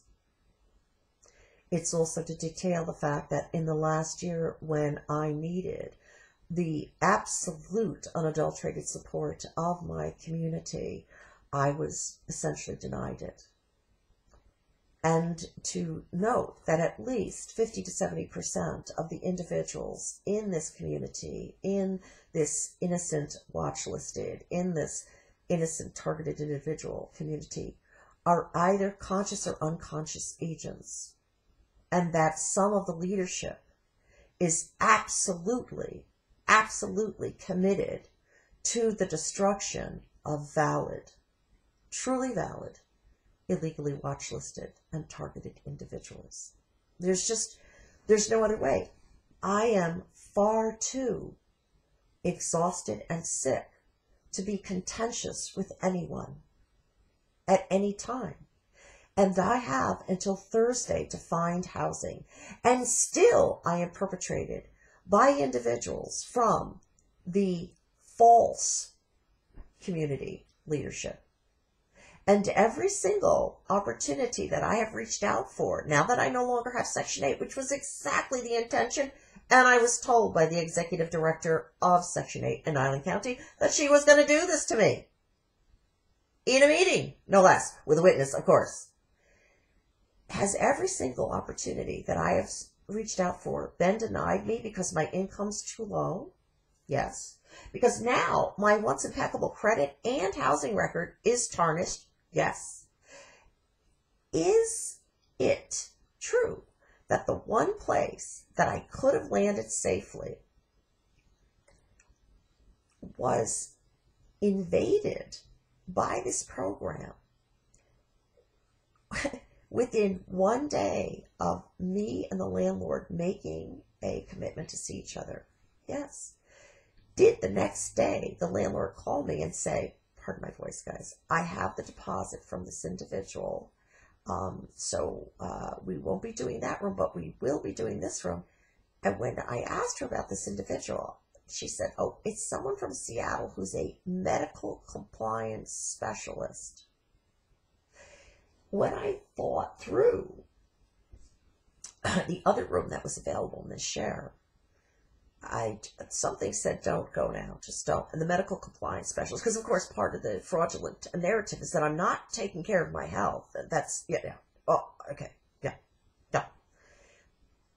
Did the person who purportedly came from Seattle, moved in, and was this medical compliance specialist, did she terrorize the landlord for a month? Yes. Is the landlord so terrorized by this person's behavior? Is that person out? And are the other two tenants out? Yes. Is that landlord going to rent again? No, not now. And why? Because that's my program. My program is so extensive that they wirelessly will go into people's $4,000 refrigerators and break them on Thanksgiving for helping me. My program is so extensive that they will shoot lightning at my home and at cars I am in with representatives from senators' offices. My program is so outrageous that they will strive to poison me with bioweapons in 4 different states. My program is so extensive that every single time I start getting close to resurrecting my life, I am hammered by one criminal or another, and I am removed from any protective social net or interaction possible for me to survive.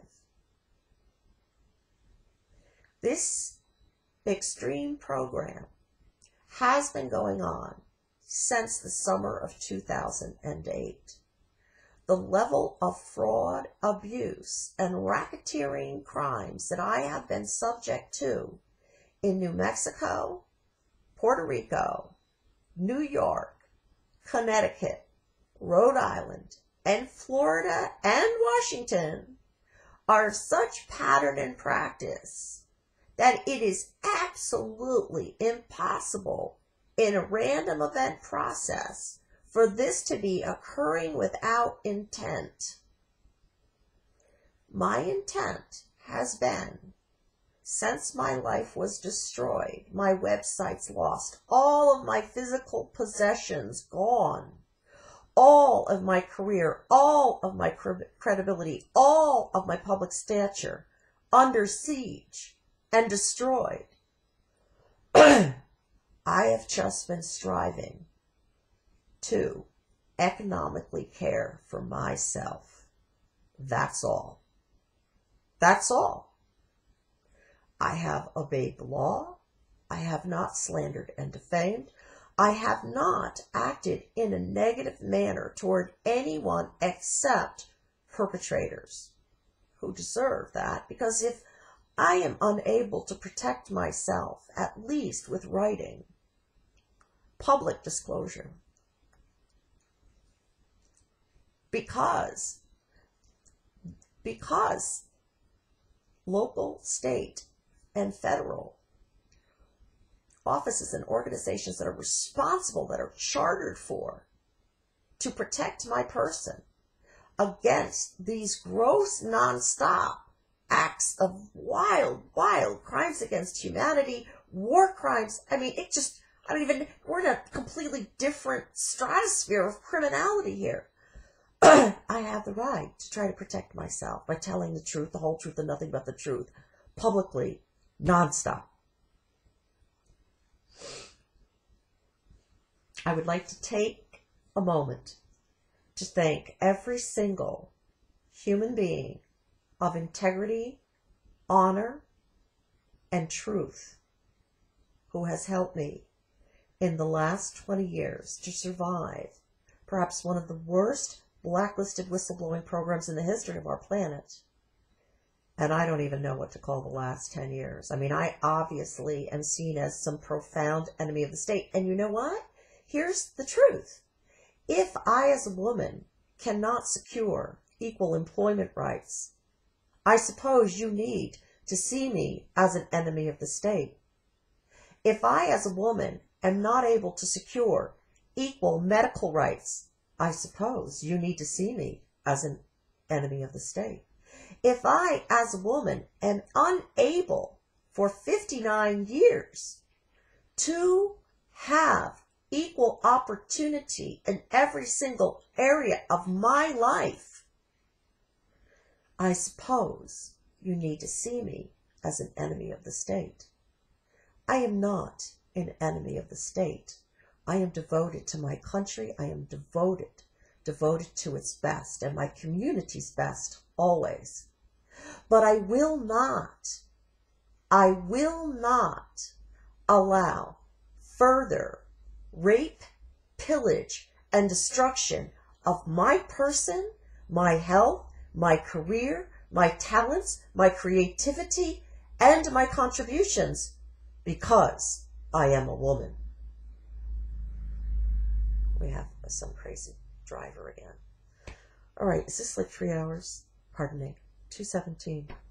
I apologize for the length of this video, but this is just being made so everyone understands the degree to which I have been destroyed and how. Also, I'm striving to launch a fundraiser, Patreon, in the next coming days for Tipperith Oracle, which will be essentially the kind of work I've done on Facebook, but on my own website. It is imperative, if I am to survive, that we raise $1,000 immediately. Imperative.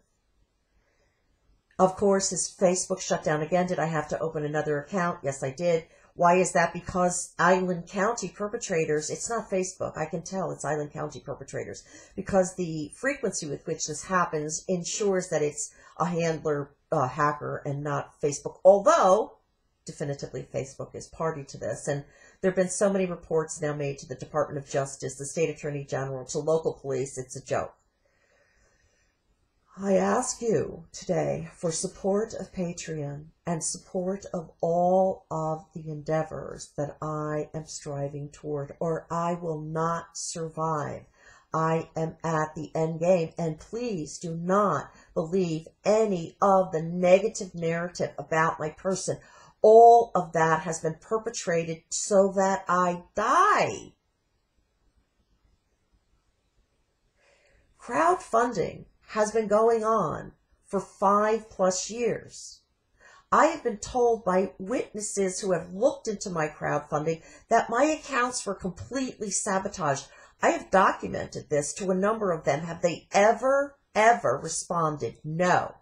Have they taken down the accounts when I've told them to? No. Did I raise in the past 4 years about an extra $100 a month when living on less than $700 a month? Yes. Thank you for that. Was I able to resurrect my life? No. So please, that narrative is false, discard it. The next narrative of me being the creator of all this, and that I am problematic. Prior to 1997, I never, ever had altercations anywhere at any time. If I left a place, it was because I wanted to leave and go somewhere that I believed was more beneficial to myself and my career. That's all. Same with moves. And that's very standard in New York particular, by the way, because it's so fast moving. So all of the quote-unquote like issues with Annie are created by perpetration. They have been for now most definitively a decade, although they probably started earlier, I'm more than sure. Started probably in 2001 in Texas. If you interact with me on a daily basis, you will see that the only issue is my own level of stress based on the nonstop perpetration and based on the nonstop invasion and destruction of every single asset and facet of my life. However, you will find in interaction with me that I am gentle, caring, truthful, loyal, honorable, and have integrity, which is why for 9 years I was able to garner the presence that I have on Facebook, although I was intercepted left, right, center, everywhere, nonstop for that entire period. So take that part of the narrative and throw it away. What do you have next? This is what they do. My physical being, that I am committing fraud by saying I have cancer, etc. Well, you know what? I have the records of all this. Now, if it is true that I'm lying about my physical state of being or psychological state of being, why is it that social services or social security or doctors that I see and I document with, why is that not coming from them? It's not coming from them because they know the truth. And the truth is, I am fully disabled as of July 2008, although designated so in 97. I was an idiot to spend my money and not file for disability in 97. Lost $250,000. Minimum, 500,000, sorry, yeah. $250,000 for a decade, and then the next decade, $250,000. Lost 500,000 from that for being too independent. So if the records exist for all the physical issues, and the true records exist, and I have copies of it all, for the post-traumatic stress, why would it be that there's an alternative narrative out there that has nothing to do with reality? Because I have the records. I have the records on everything I say. I have the affidavits. I have the evidence. I don't say it unless I have it. So the third part of the fraud, throw that away. Fraudulent narrative, throw that away. So from the beginning, I don't know, what was the beginning again? I can't even remember. The second was I'm difficult to get along with. The third is, the money thing. I'm a fraud in raising money. The second one is that I'm difficult to get along with. The third one is that I'm a fraud in terms of my medical diagnoses. Now, when you remove all of this, you are left with the truth. And what is the truth? The truth is that ever since acting on behalf of women's rights in 1997 and 2004 and 2010, my life has been progressively assaulted and destroyed in a Zersetzen, a 21st century Zersetzen, that I have never heard anyone else having to go through. Now, it may very well be that there are many individuals going through this, but they were too private to go public. That's entirely possible. And they may still be going through this level, and they're too private to go public. I was, until I had no choice in 2015. And it could also be that those individuals are homeless in the streets all over the world and dying. It could be that the other individuals who experience this level of blacklisting are dead. When I meet a person who has gone through 20 years of this type of programs in 5 different states and 2 different countries, or maybe even 3, I am more than happy to speak with them and for us together to approach every single entity domestically and internationally responsible for terminating this level of crimes against humanity. I will couple with them and move forward in every way possible, because our programs cover every single person in the world currently being subjected to these severe surveillance list horror programs nonstop. I think that's it for today. This has been as thorough as I could give it, given the circumstances and my exhaustion. My name is Kaspar. This is a sworn public affidavit, and it will now be listed, and hopefully it will be shared, and hopefully, finally, everyone who can support my person so that I am not homeless on Thursday contacts me at 206-778-9894 or at Anne, A-N-N-E, Kaspar, K-A-S-P-A-R, the number 8, at protonmail.com. If you are a lawyer or know a lawyer who can help me immediately, this is critical. 2, if you have temporary housing until I emigrate abroad, please contact me immediately. This is critical. And if you are a perpetrator and you try in any way, shape, or form, either consciously or unconsciously, to harm me, you will be immediately listed on my list of defendants.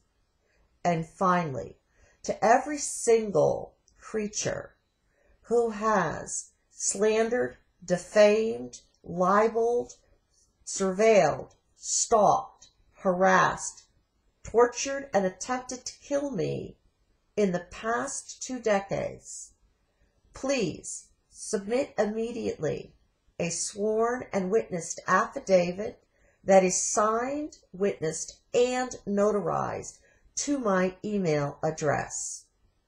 Because you're going to need that. Because now it's you. Thank you, everyone.